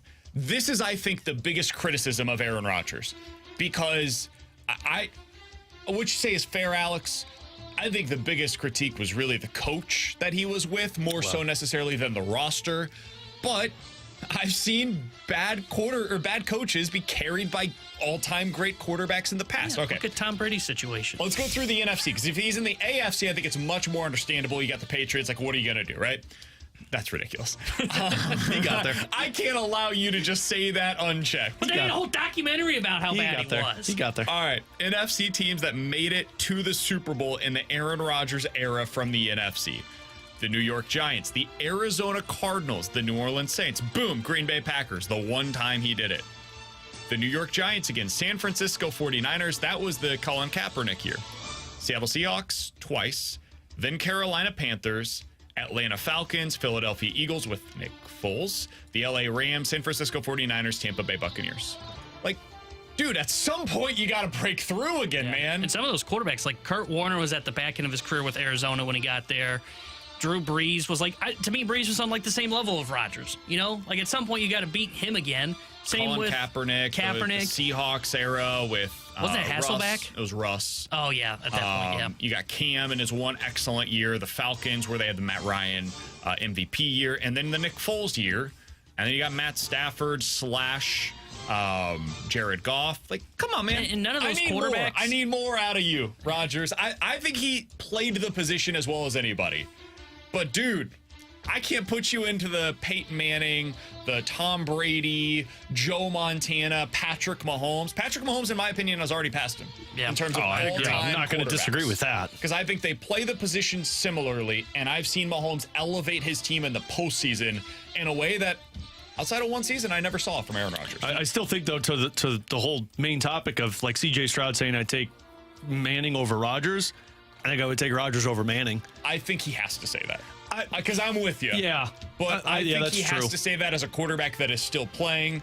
You play to the fans a little bit. I would take the rings over the MVPs. I want the team accomplishments. I'm not playing for the individual accomplishments. It's catnip for fans. But then he talked trash on Rodgers saying, man, if you put Stafford in that situation, he wins more rings. He's one of his favorite quarterbacks is Matt Stafford. Yeah. So. Oh, well, never mind then. I That's just not know a that good role because model to I have. like Stafford, and he's with my team. But to what you just read there through the NFC and those quarterbacks, none of those quarterbacks that you said, outside maybe Russ for a period, were top 5 in the league, I would say. Sure, Newton had the one MVP season. I don't know if he was ever top 5. He never really repeated on it. Not for a multi-year stretch. That season, he might have been the best That quarterback season, in the I felt league. like Kaepernick was, but not multi-year stretch. Yeah. The last thing here from the 314. Guys, Rodgers can't elevate his bad defenses. Sure, and Patrick Mahomes couldn't either, except for the fact that he did. At a certain point, if we evaluate the quarterback position differently than any other position in all of sports. And it's because we've seen quarterbacks do that. I don't know what to tell you, man. He had some bad defenses that he had to deal with. He also had some really good ones. And he wasn't able to get back. The Junk Drawer coming up next year on 101 ESPN.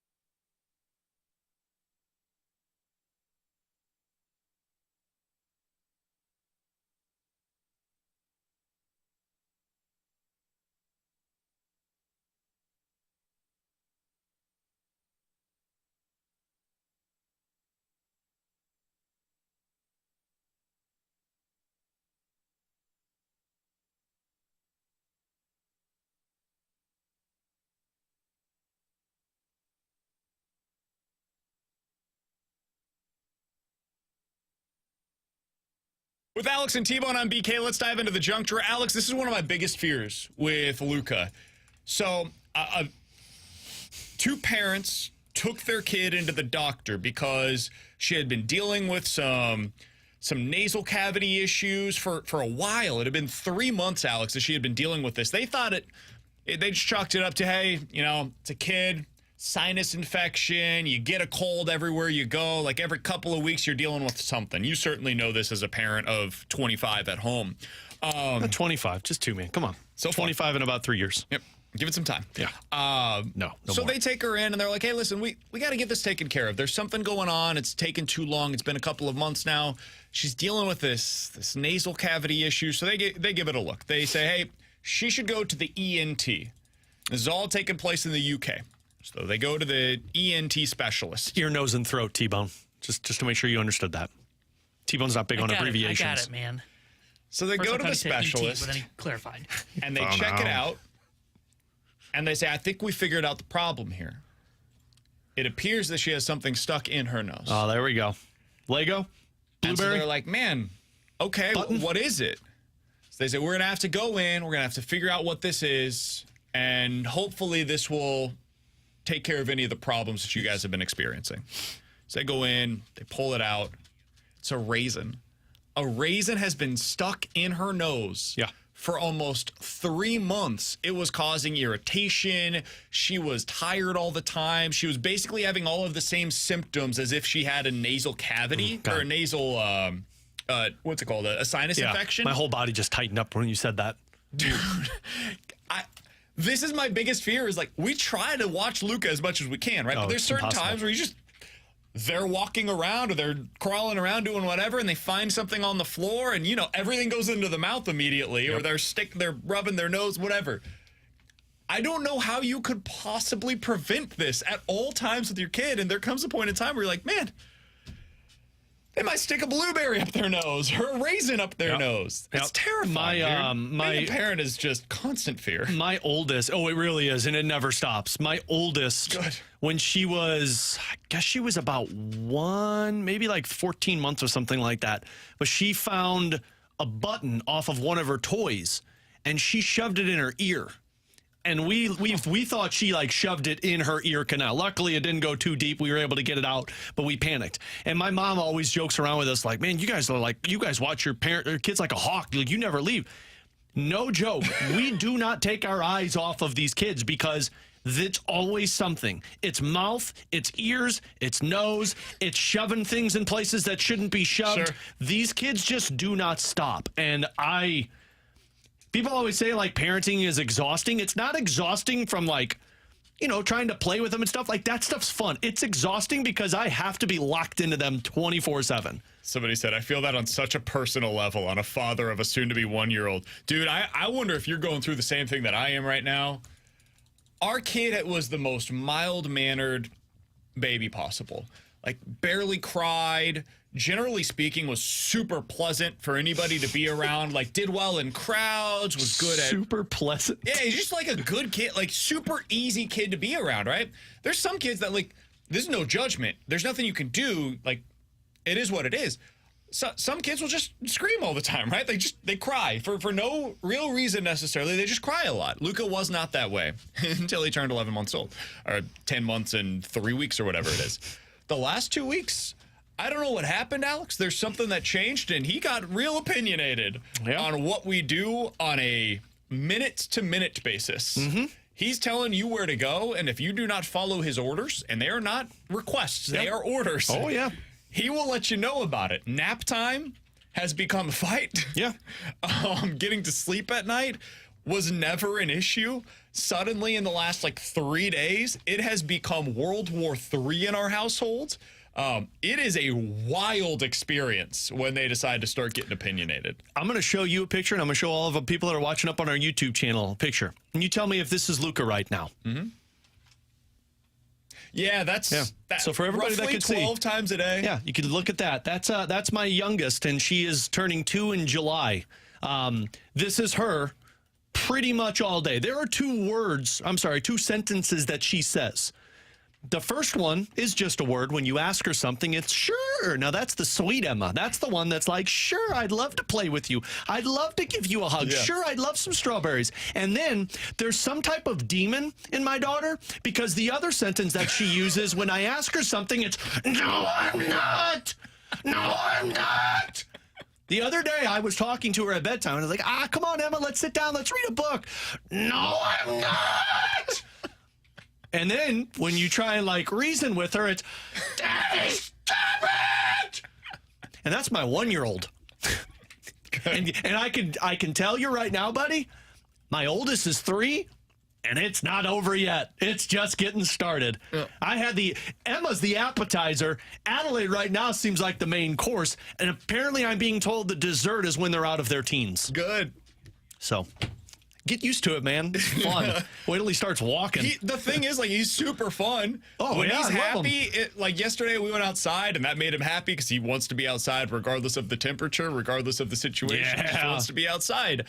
We went out there, and we've got this water table where he just sticks his hands in and plays with the balls that are in there. Wait till he sticks his face in.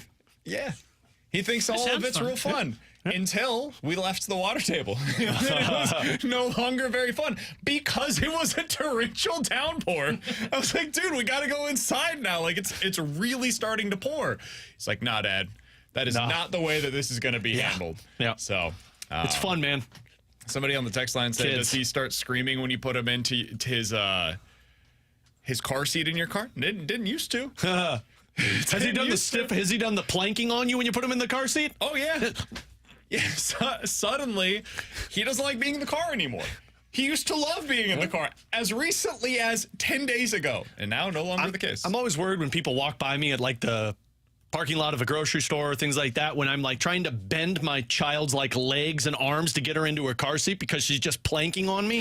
I look like a bad dad, but you know what? We all get through it. We all power through it. Somebody on the text line said, my daughter told me to kick rocks yesterday. She's 3. That's amazing.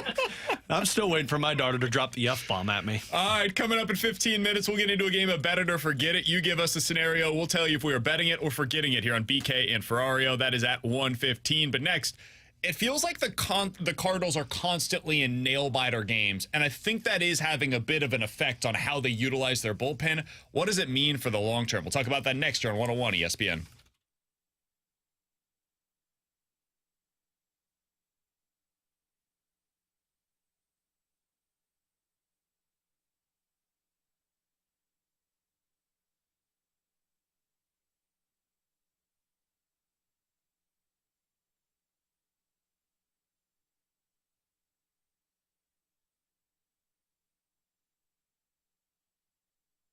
Hey, it's BK. When you wake up in the morning, do you feel the same energy that you once did? That just vibe for life that you had when you were 25, 30 years old? When you're walking around, we were just talking about the kids that are at home. When you're messing around with them and you're trying to chase them around, do you feel like your energy levels are depleting at a way that they did not used to? Well, it may be a sign of low testosterone. They can help you out with that over at Victory Men's Health. VictoryMen'sHealth.com is the place to go today. You can book your first appointment with them over there. It's super easy. You go over at VictoryMen'sHealth.com. It's on the top left corner. Press book now. You'll put in your name, your email, and tell them a little bit about what you're dealing with. Whether it's a fatigue issue, maybe it's an erectile dysfunction issue that you'd like to get checked out. Maybe you just want a little bit of help with some weight loss goals that you've had that you haven't been able to accomplish on your own. They could potentially help you out with that over there as well. VictoryMen'sHealth.com is the place to go. That's Victory Men's Health. To unlock your inner champion, go to VictoryMen'sHealth.com.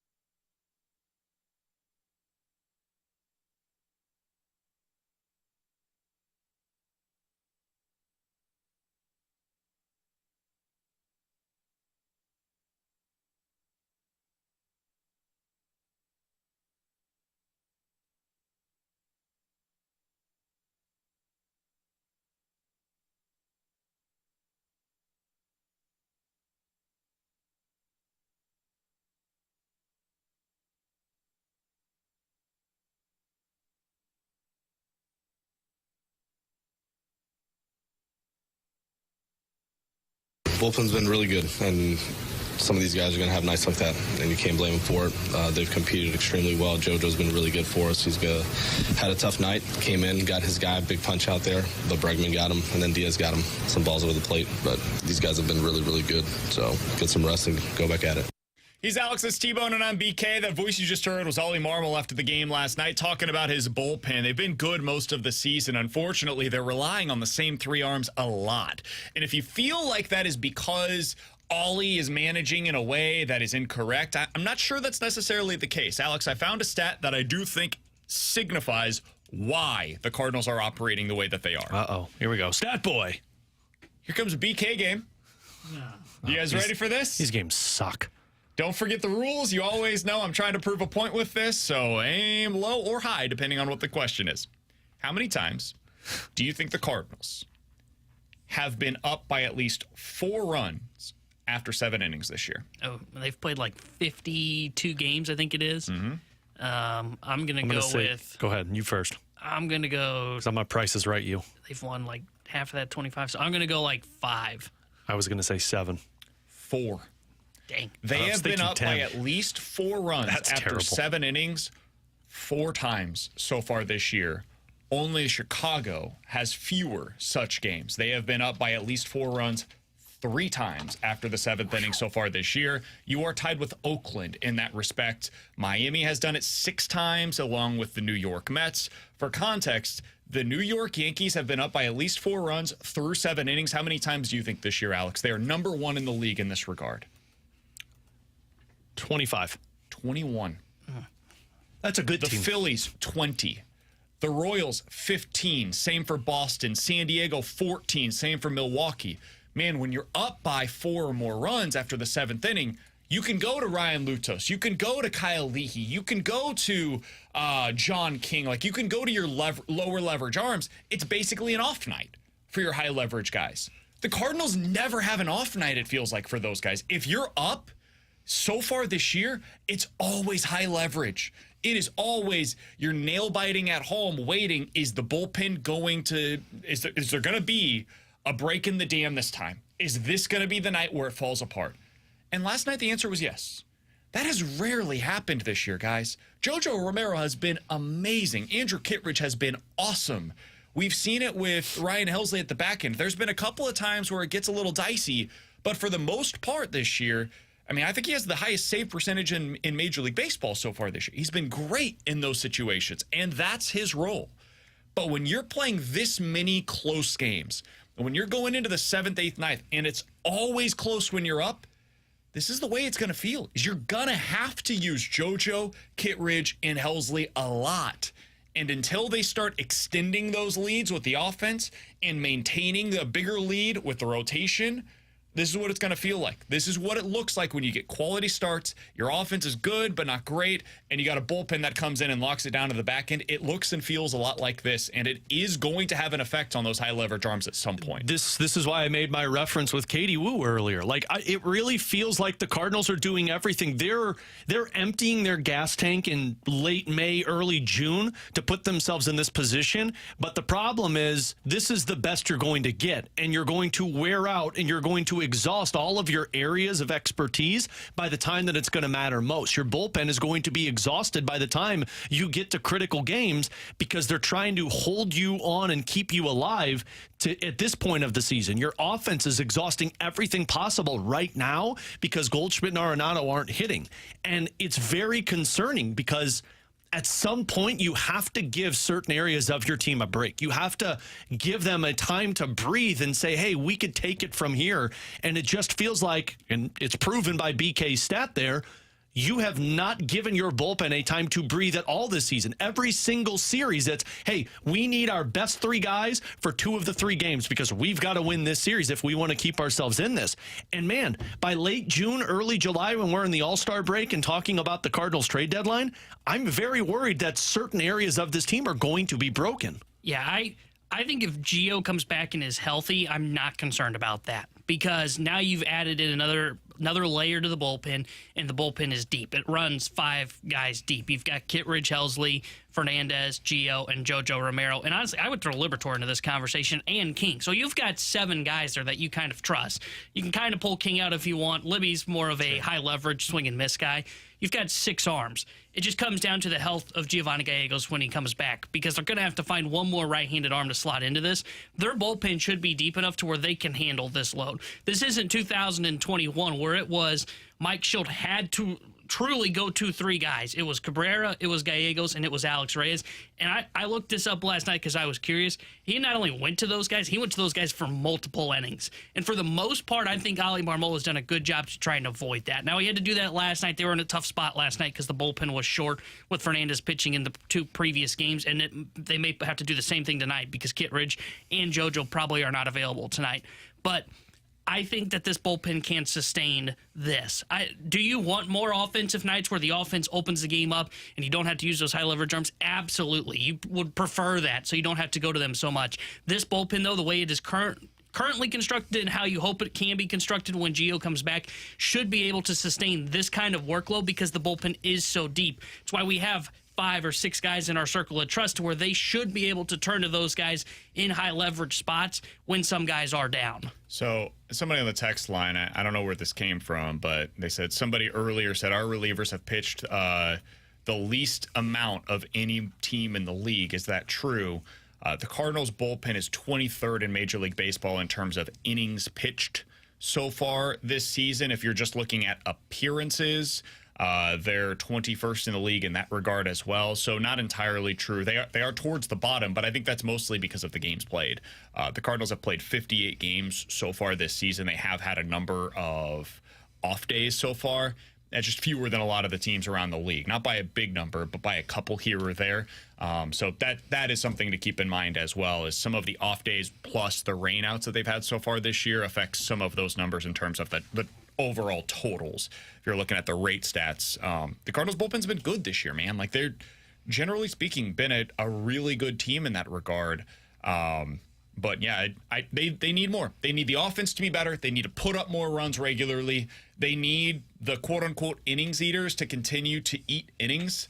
I don't think this has been an Ollie Marmol issue. I think he's sticking with his pitchers as long as you can. Like yesterday, he tried like hell to get Kyle Gibson to give them 6 true innings to be able to use Kittredge in the next one. And he took him out at the right time. Yeah. Because that was about to blow it. If it wasn't blowing up for JoJo, it was blowing up for Gibson. And it worked. You had Kittredge come in. He got out of the inning. A big-time GM there for you. Then you go to Kittredge in the next inning. He gets his guys, and then you're in a jam again. You go to JoJo for a big spot against their best hitter in Yordan Alvarez, and he gets out of that one. And then eventually, you can only get through that so many different times, and we saw again the dam broke. The biggest problem for the Cardinals is that they're just not putting teams away often enough. If you look at, I mentioned what they're doing through 7 innings. Here's another way to look at it, Alex, because I feel like a lot of the time teams, the best teams are pulling away early. You're getting through 5. Now you're looking at, okay, how are we going to utilize our bullpen, right? You start thinking about that stuff in the 6th inning. So Cardinals scoring margin of at least 4 runs through the 5th inning so far this year. So you're starting in the 6th inning up by 4 or more. They have had that scenario play out for them exactly 2 times this year. 2. Nobody else has had that scenario play out fewer than them in all of Major League Baseball this season. Meanwhile, New York's at 16, Philly 14, the Dodgers 13, the Milwaukee Brewers and the Baltimore Orioles 11. Just gives your bullpen an off night. That's what that does. It allows you to say in the 5th inning, we don't have to worry about Ryan Helsley. We don't have to worry about Kittredge. We don't have to worry about JoJo. Let's go to the lower leverage guys, and if we get into a dicey spot, then we can start talking about those other guys. But it allows an off night, and that doesn't happen often enough for the Cardinals this year. That's why that Phillies series was frustrating at times, because it was like, man, your starters are fine. Your team is chasing by the 3rd inning in 2 of those 3 games, and I mean, it is exhausting to play catch up whatever in pro sports. And it concerns me that you're emptying your gas tank right now in June, and when you absolutely need the best, that you're going to be out of gas. It's a tough spot to be in. I don't envy Ollie Marmol in this regard, because he's in a no-win situation. If he uses his high-leverage relievers the way that he wants to, and he continues going to them in these really close games, well, everybody's going to say, you can't keep going to these guys. If he doesn't utilize them, and it blows up in his face, which is likely because there's a reason why the other guys are not high leverage arms for you. Well, now people say, well, why didn't you go to your high leverage arms? Well, the good news is you have a president of baseball operations who loves to be aggressive when your team needs it. And to be fair, like, he tried to give them more arms. It just hasn't worked out. Like, Gio was expected to be one of these guys, not in the 8th or 9th inning, but 6th to 7th. He's hurt and wasn't good when he was here. Riley O'Brien, you thought maybe could be that guy. He's hurt. Keenan Middleton definitely was expected to be that guy from the right side, and that would be a huge player to have specifically last night. He's hurt. So 3 of your high leverage right-handed arms are not available right now. There's a lot of teams in baseball that would be in this spot with the bullpen. I don't put the bullpen on them necessarily. The rotation, fair critique. They didn't give themselves enough outs. The bullpen, they did, and it still hasn't mattered. He's Alex Estivo, and I'm BK Better. Forget It is next.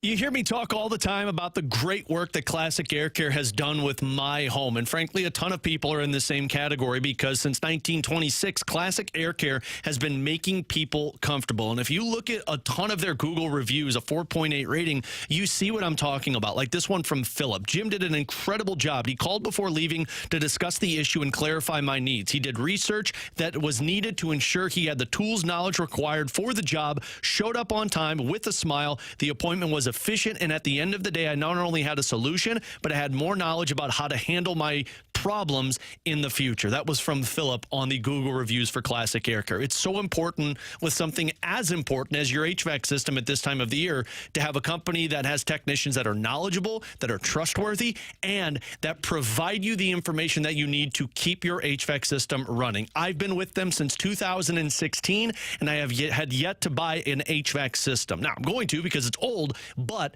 I use Classic Air Care because I trust them. They keep my family comfortable whatever time of the year. Give them a call today or check them out online. Make sure you tell them Alex Ferrario sent you and get with the right people when it comes to your HVAC system. That's Classic Air Care and ClassicAirCare.com.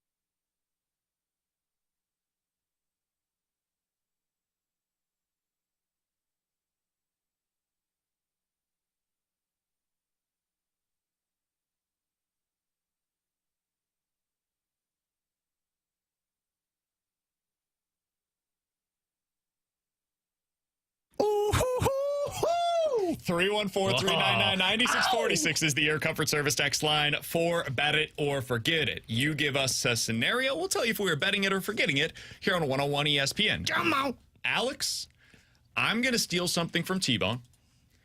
What else is new? Am I right, T-Bone? I know, this is 3. unbelievable. Jeez. Steals from me, calls himself a hockey guy, steals from T-Bone, calls himself a baseball guy. 2 weeks ago, this would have felt like segment's a mine. nonsensical suggestion. But, bet it or forget it, Nolan Gorman hits 40 home runs this year. He's at 13 so far. His current pace would have him at 36 on the season. So bet it or forget it, he hits 40 plus. I'm still going to say forget it. And this isn't negative Alex coming out. I just... Feels that way. Probably. I haven't seen Nolan Gorman healthy for a full season to get to 40. And I also know that when he goes into a cold spell, that cold spell lasts for about a month. Now, if you could prove to me this season that when you go into a cold spell, it's for a couple of weeks and you break out of it, then I'd be more invested in this. But until I see it, I think I would say forget it. I do believe he's going to get to 35, though. I said yesterday that I thought it was going to be 32. It's hard to deny what he's doing, where he's hitting a home run like basically every other game. I know a cold spell will be coming for Nolan Gorman at some point, or some type of injury, because it's so hard to stay healthy. So I'll say forget it. I think he comes up short. I'll bet it for 2 reasons. I think we're seeing, even though through his cold spells, he can still go through a hot stretch that could get him to that mark. Because I thought after his first month, there was no way he was going to get to like 30 to 35, and he's currently on pace for 36 or 37. So I think he can do it.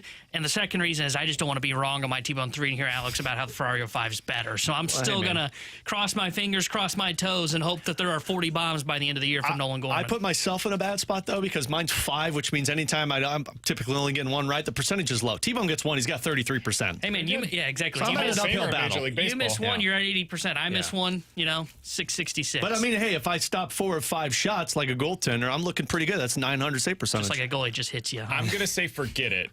I think it'll be close. I think he hits 35, but 40 is just such a massive number, dude. If he gets to 35, that should be viewed as a huge season. If he gets to 35, at this age, that's insane. If he gets to 35 next year, I'll buy into 40 home Should runs. he be? This wasn't going to be my bet. Forget it. I could make it this. No. Should he be the Cardinals All-Star? One of they're like, if you said their position player, like Helsley's probably going to get in, and he may be look their at what the one guy. production's been from National League second baseman. It's an interesting question. And I know he had the first rough month, but he's got an OPS in the 800s now. He's got 12 home runs. Like, it's possible by the All-Star break he could be at like 20 to 25. I mean, is Ozzie Albies, has he been better in terms of overall player than Gorman? I mean, Gorman's had the errors defensively. If you look at wins above replacement, which is just one way to look at it, I understand. I'm not saying this is the end-all be-all. That's the end-all be-all. Ketel Marte has been the best second baseman so far this year in that regard. Love that guy. 30% above league average offensively and has been a plus defender. Bryce Terang, probably the guy that is most deserving of this from the Brewers. He's been great for them so far. He's second. Nolan Gorman is third. If you're just looking at offensive production, he's actually been the best offensive producer at second base so far this year. Defensively, he gets a bit of a knock. He's been exactly league average in that regard. You could make a case if he continues this hot stretch for another few weeks, he will very much be in consideration. It's wild because if you were to tell me pick one position player that should be the All-Star for the Cardinals, it would either be Gorman or Mason Wynn. Yeah, I'd hear an argument for Burley. I don't know what position. That's a hard part. Yeah, he's everywhere. But I mean, my pick would be Mason Wynn because I think he's been the MVP of this team this season so far. It would have been easy. It would have been Wilson Contreras had he stayed healthy. But when he went down and became a lot more difficult. By the way, just one other kind of stat musing from looking at this. Nolan Gorman has the highest strikeout rate among all National League second basemen. Second highest is 24%. He's at 36. It's like a full 33% higher. No bueno. It's unbelievable. It's like 36, 24, 22, 20, 20, 19, 19. Who is second? Who is it? Jared Trolio, the second baseman for the Pittsburgh Pirates. If you're Nolan Gorman, you're like, don't look over there. Look over here. Look at these 13 home runs. Look over here. I had 2 home runs on Verlander. It also looks a lot different when you look at slugging. His is at 500. Third on that list is 415. So there's a payoff for that slug. Alex, what do you got for us? Guys, bet it or forget it. Next season, the Blues will be a top 4 team in the Central Division. Forget it. I told you, I've said all along I'm not going to get off of this. I think that they will get worse before they get better. That's not a negative thing. It's just I think, true thing. So I'll say forget it. I'll forget it as well because I'm in line with BK. I think to get worse before they get better. And, now I can see what direction I think Nashville is going. And if they have that huge trade chip of Saros and they look to move him to go get a legitimate goal scorer. Yeah, but if you're BK, that's going to make you worse. Yeah, well, in his opinion, mine it could make him better. So I would say forget it. Yeah, I'm no coincidence here. I'm going to bet this one. I'm really curious what Dallas is going to look like now if the rumors are true that Joe Pavelski's not playing for them. Winnipeg's losing their coach, which I do believe Rick Bowness was a massive piece for them, and I don't buy into Nashville. If they trade Saros, I do think you're going to have some type of growing pains with your goaltender. I do think, depending on what this offseason looks like for the Blues, if they can make a couple of tweaks, I think you could be 8 points better than the Nashville Predators by next season. All right, 314-399-9646 is the Air Comfort Service text line for Bet It or Forget It. Guys, bet it or forget it. If the Oilers fail to win the Stanley Cup, Connor McDavid and Mike Trout will go down as the two greatest athletes of our generation that did not end up winning championships. Who was the second one? Mike Trout. Trout. Let's see what happens with Ohtani. Yeah. What if he never wins with the Dodgers? I know it sounds crazy right now, but I don't know. I would have thought that the Dodgers would have won a legitimate championship by now as well. We did them yesterday with In or Out, and people kept bringing up the Phillies or Dodgers. And me, T-Bone, and Grant said the Phillies could be there. I don't see the Dodgers being there in the National League Championship Series next year. I think the Phillies are a better team than the Dodgers. I think they're a more complete team than the Dodgers. I don't think they're as deep as the Dodgers. Yeah. The Dodgers still have a whole rotation on the IL. I would fight you on that. You should look that up. Let's fight. Cage match. I forgot about his "you should look that up" comment in the office. Now he reminded me. Wait till he looks at you and tells you don't watch certain sports. I know. President pulled one of those yesterday morning. If Connor McDavid doesn't win a Stanley Cup, he will go down as the greatest player to never win. And I'm sure there's probably in the NHL. Yeah, I'm sure there's a lot of guys that people would argue with this, but Connor McDavid is like on Sidney Crosby level, like Wayne Gretzky level. I mean, let's be honest with it when you talk about Connor McDavid. And if you don't win a Stanley Cup, and you can't blame the Edmonton Oilers anymore because you've put a pretty good team around him, that's going to go down. With Mike Trout, I mean, I'm with you. Let's wait and see what happens with Shohei Ohtani. Because if Shohei Ohtani never wins one, I think you're talking about the exact same thing. Yeah. Did Mookie Betts win one with Boston? Yeah. Who is that guy in the NFL? I know Dan Marino is the all-time one, but that's Joe Burrow. A different generation. He's on that pace, potentially. I'd say, outside the quarterback position, it could be McCaffrey. Or Justin Jefferson. Oh, that's a good one. McCaffrey's arguably he just got a contract today. Yep. He's arguably the best non-quarterback position player in the NFL. And he doesn't have a ring yet. Or Justin Jefferson, depending on how that goes. I feel like Lamar is probably at the top of the list so far. Tyreek could be. Well, no, he won one with Kansas, didn't he? Yeah, I thought about him too. I think Lamar would probably be at the top of my list. Maybe Josh Allen, whoever you feel like is the next best quarterback in the league right now. Anybody other than Patrick Mahomes, essentially. Cool. He's anybody in the AFC. Everybody. Damn you, Mahomes. Man, it's awesome. Go to the NFC, you jerk. All right, 314-399-9646 is the Air Comfort Service text line for you guys to continue getting involved in the show. We also have the YouTube chat at youtube.com/101ESPNSTL. But coming up next, Alex saw something from The Athletic. His guy, Dom, best friends, love each other, wrote something about what the value should be for specific players in specific roles. How much should you pay for guys in free agency? We'll talk about that and how it applies to the Blues' future plans next here on 101 ESPN.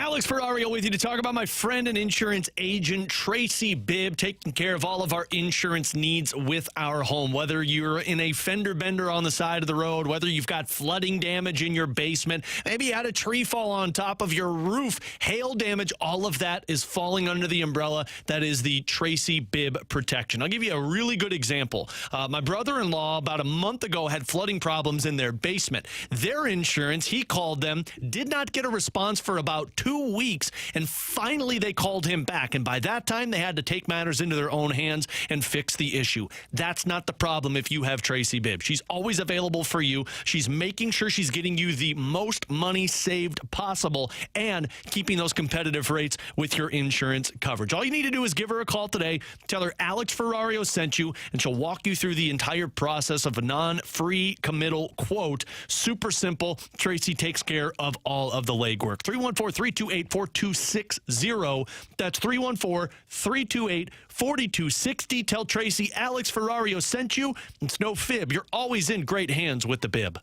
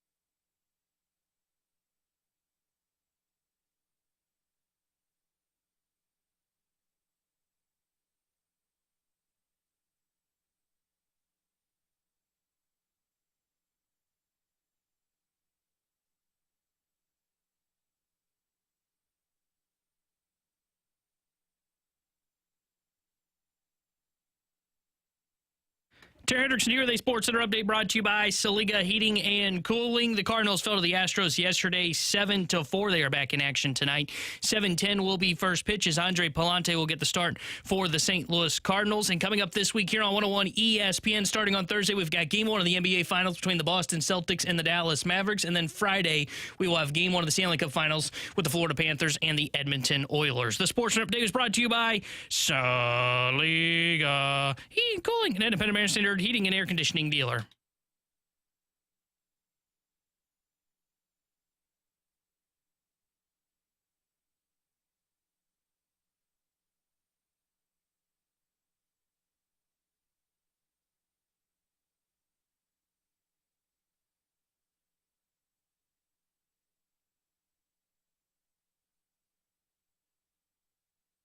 With Alex and T-Bone on BK. So how should this research by our friend, I'm going to call him a friend of the show. He is not a friend. Dom from The Athletic, He's the enemy. apply to the Blues this offseason and beyond. With Alex and T-Bone on BK. Alex, he looked into what, according to his research, take it or leave it, that's fine, how players should be paid based upon their roles. So a top line forward, for example, and what he said by this is basically super easy math. There are 3 top line forwards per team.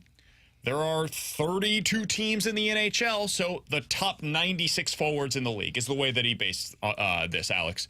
So if you're essentially a top 100 forward in the league, you should make around $7.5 million based upon where the cap is at today. Now, if you're a superstar, he says it's like $11 million, something like that. But a top line forward, $7.5 million. He said based upon the current projections for the cap, he thinks that will rise to about $9 million 6 years from now.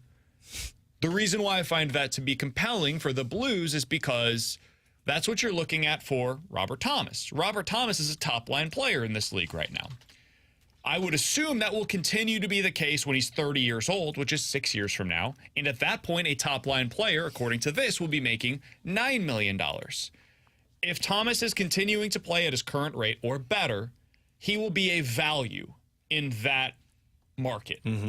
So that's why you want to pay these guys early the way that Doug Armstrong did, because as the cap continues to grow, makes sense. They are a lower percentage of the cap. They become an even better bang for your buck. Other spots in the roster that he honed in on, Alex. Top pair defenseman, according to Dom of The Athletic, is worth roughly $7 million. Looks at what Colton Parayko is making right now. Oh, 6.5. Pretty good deal for the Blues, I would say. Top 6 forward, $5 million is roughly what they make. Makes sense. Look at Brandon Saad, for example. Just totally middling top 6 forward. He's 4.5 for the Blues. He got a good deal there. That's why I think he has trade value if the Blues wanted to go that route. He says in 6 years, that'll be around $6 million. I'm going to go ahead and look at Jake Neighbors right now. Oh, RFA status next year. I would try to get him in underneath that number for a long-term deal, personally. When you look at how this applies to the Blues under future considerations, Alex, especially with Pavel Buchnevich, where Jordan Kyrou fits into this, what did you take away from this article by Dom over at The Athletic? It really put into the spotlight both Jordan Kyrou and Pavel Buchnevich, because I'm looking at this list, and I think you only got one guy that falls into the top line conversation, and that's Robert Thomas. I don't think Robert Thomas is a franchise player. I think he's a top line that is going to be a steal by the end of his contract. By the end of his contract, if you're going off of these projections, the top line player, according to Dom, would be making $9.1 million. So, like, Robert Thomas is right under that. The question for me has always been, and we talked a lot about it in the regular season, I don't believe Jordan Kyrou and Pavel Buchnevich are both top-line players. I think they're top 6. I think you're talking about projecting forward. Those guys are a perfect piece to have on your second line if you're a Stanley Cup contending team. And one's making $8.5 million or $8.25 million, and the other is probably going to get close to $8 million. That's $16 million that in 3 years from now, probably paying on your second line that, according to Dom's numbers, should be making around $5.5 million a person. And that's the question. Are they top line players that will be on your second line, or are they legitimate middle 6 forwards for you? And like a top line player, if you're talking about a top 100 player in the NHL, and that's what he's basing this on. And that's what Kyrou and Buchnevich have been. I mean, Kyrou, if you're going just all players, he was 63rd in the National Hockey League in terms of points with 67. Pavel Buchnevich fell at number 80. So both are top 100 players. And if you look at all around game, Booch would be way higher than that. Absolutely. Even in a quote-unquote down season. But I also watched those conference finals, BK, just to make sure you don't. I did watch both of them. Good for you, man. All of those teams. That sounded so dismissive. I'm sorry. All of those teams had top lines that I don't think you have. They had top lines that no matter the matchup, they were going to overcome it. And we've seen at times in the season when a top line for you falls short against a matchup, they're not able to perform. And that's the part that I just questioned with projecting forward. Does that mean I'm saying trade Kyrou? Absolutely not, because I think you're more likely to get Kyrou as a top line player than Pavel Buchnevich as a top line player when you're ready to compete. What I'm saying is, and what I've been saying this offseason, I don't think those 3 guys can make a combined $25 million on a team that's projecting moving forward, should be making a combined $18 million. And that's where you fall short unless you have entry-level guys that are playing like top-line players. What do you think Ryan Nugent-Hopkins would be here? I would put Ryan... Are we going off of what he just did this season? The reason why I'm asking is because sometimes I feel like this is a really difficult thing to do, and it's what we were talking about with, like, for example, Elias Lindholm, right? He was with Matthew Tkachuk and Johnny Gaudreau a couple of years ago in Calgary. Those 3 players have all gone on to be on 3 separate teams now. We've seen Johnny Gaudreau in Calgary. We've seen Elias Lindholm with multiple different teams now. And what we've learned is, man, Matthew Tkachuk was really good. Like, that guy was amazing. Yeah, he was. And you pull apart the other pieces from that line, and they don't look the same when Matthew Tkachuk is not with them. So Ryan Nugent-Hopkins, I think, is a good player. He's a good player, regardless of the team in which he plays on. If I flipped him and Pavel Buchnevich, do you think that Edmonton's a worse team? No, I think they're a better team. So the reason why I ask that is because, like, that's a top-line player for Edmonton. And I think it goes back to when you have Connor McDavid on that line. Yeah, that's the franchise player. Everything else becomes a little easier to be able to piece around him. Mm-hmm. So it really is a question of, like, I'm not saying Robert Thomas needs to get to Connor McDavid. I'm not asking him to be the best player in the league. But when you downgrade from McDavid to Robert Thomas, still a really good centerman, but not at that elite level yet. You need more around him. So how good do those other pieces have to be to make up for the fact that you don't have a Connor McDavid? Yeah. I think that's really the question that the Blues have to ask. And does Booch meet that threshold? Yeah. I think the perfect team to look at into the scenario that you're painting is the Dallas Stars. And I mentioned this last week with Curbs when we talked with them because I heard TNT talking about it. If you want to talk about one GM who has done an incredible job in terms of paying the players what they're really due and finding ways to adjust with that, look at what they're doing. Because they don't have a franchise player offensively. Rope Hintz falls into the Robert Thomas category. No coincidence, he's making $8.4 million. But Rope Hintz plays to a different level that brings everyone else along, which is why you're seeing Jason Robertson have success, why you saw Tyler Seguin perform better than what he's making at $9.8 million. Dallas is the team that I look at and I say they've got players on every single line that are making the proper amount of money that works, but they mesh well as a group. And that's the part that it just remains to be seen for me, because if you're paying Pavel Buchnevich and Jordan Kyrou the $8 million, one of those guys is going to have to be a second-line player for you. But are you performing like a top-line player on the second line like a Tyler Seguin did for the Dallas Stars? And if you're not, then you have to be on the top line, and you don't have a player that's going to make others around you a 100-point player. I'm going to say something that's going to potentially sound really stupid, Alex, and I apologize to our audience. I apologize to Jamie Rivers, who's probably going to pull this audio and yell at me later on. No, man, he doesn't do that. I don't know that the Blues top line is all that far off of the Dallas Stars top line. He said that at 146, Jamie, if you want to timestamp that. I think the difference is the defense. If you're looking at where the Blues are at and how do you get to where the Stars are, you need to fill out your forward group, definitely. No doubt about it. You're lacking the amount of depth that they have currently. I think the bigger thing, though, for you is, man, you're missing what they have defensively. They are deep, they are big, they are strong, they play structured. I don't know that Jordan Kyrou is a significantly worse player than Jason Robertson. I just don't know. I personally don't believe he is. Yeah. I don't think that Pavel Buchnevich is all that far off from Tyler Seguin. Look at the points production, look at the minutes, look at what they both bring to the table. I don't know that you're that far off there.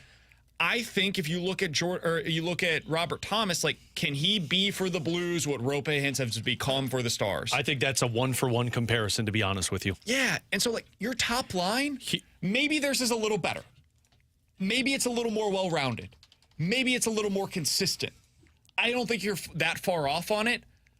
Your defense, to me, is where you fall way short of what Dallas is currently. Here's the difference for me, and it is the Jason Robertson. If Kyrou becomes Jason Robertson, then you're right. Because to me, Hintz and Thomas are a one-for-one, and I think Pavel Buchnevich is exactly what Joe Pavelski is. Like, I mean, you're talking about 60 to 70 points. You're talking about a great defensive player. That's that top line. Jason Robertson last year, 80 points and a plus 19. Jordan Kyrou, 67 points and a minus 12. Improvement, there's no doubt about it. But you're going to have to be, to make yourself that top line, is consistency. You're going to have to be an 80-point player, and you're going to have to be a net positive when you're on the ice. And combined with those guys, and I know it was a bad season, but just between Jordan Kyrou and Pavel Buchnevich, you were a minus 9 on the ice.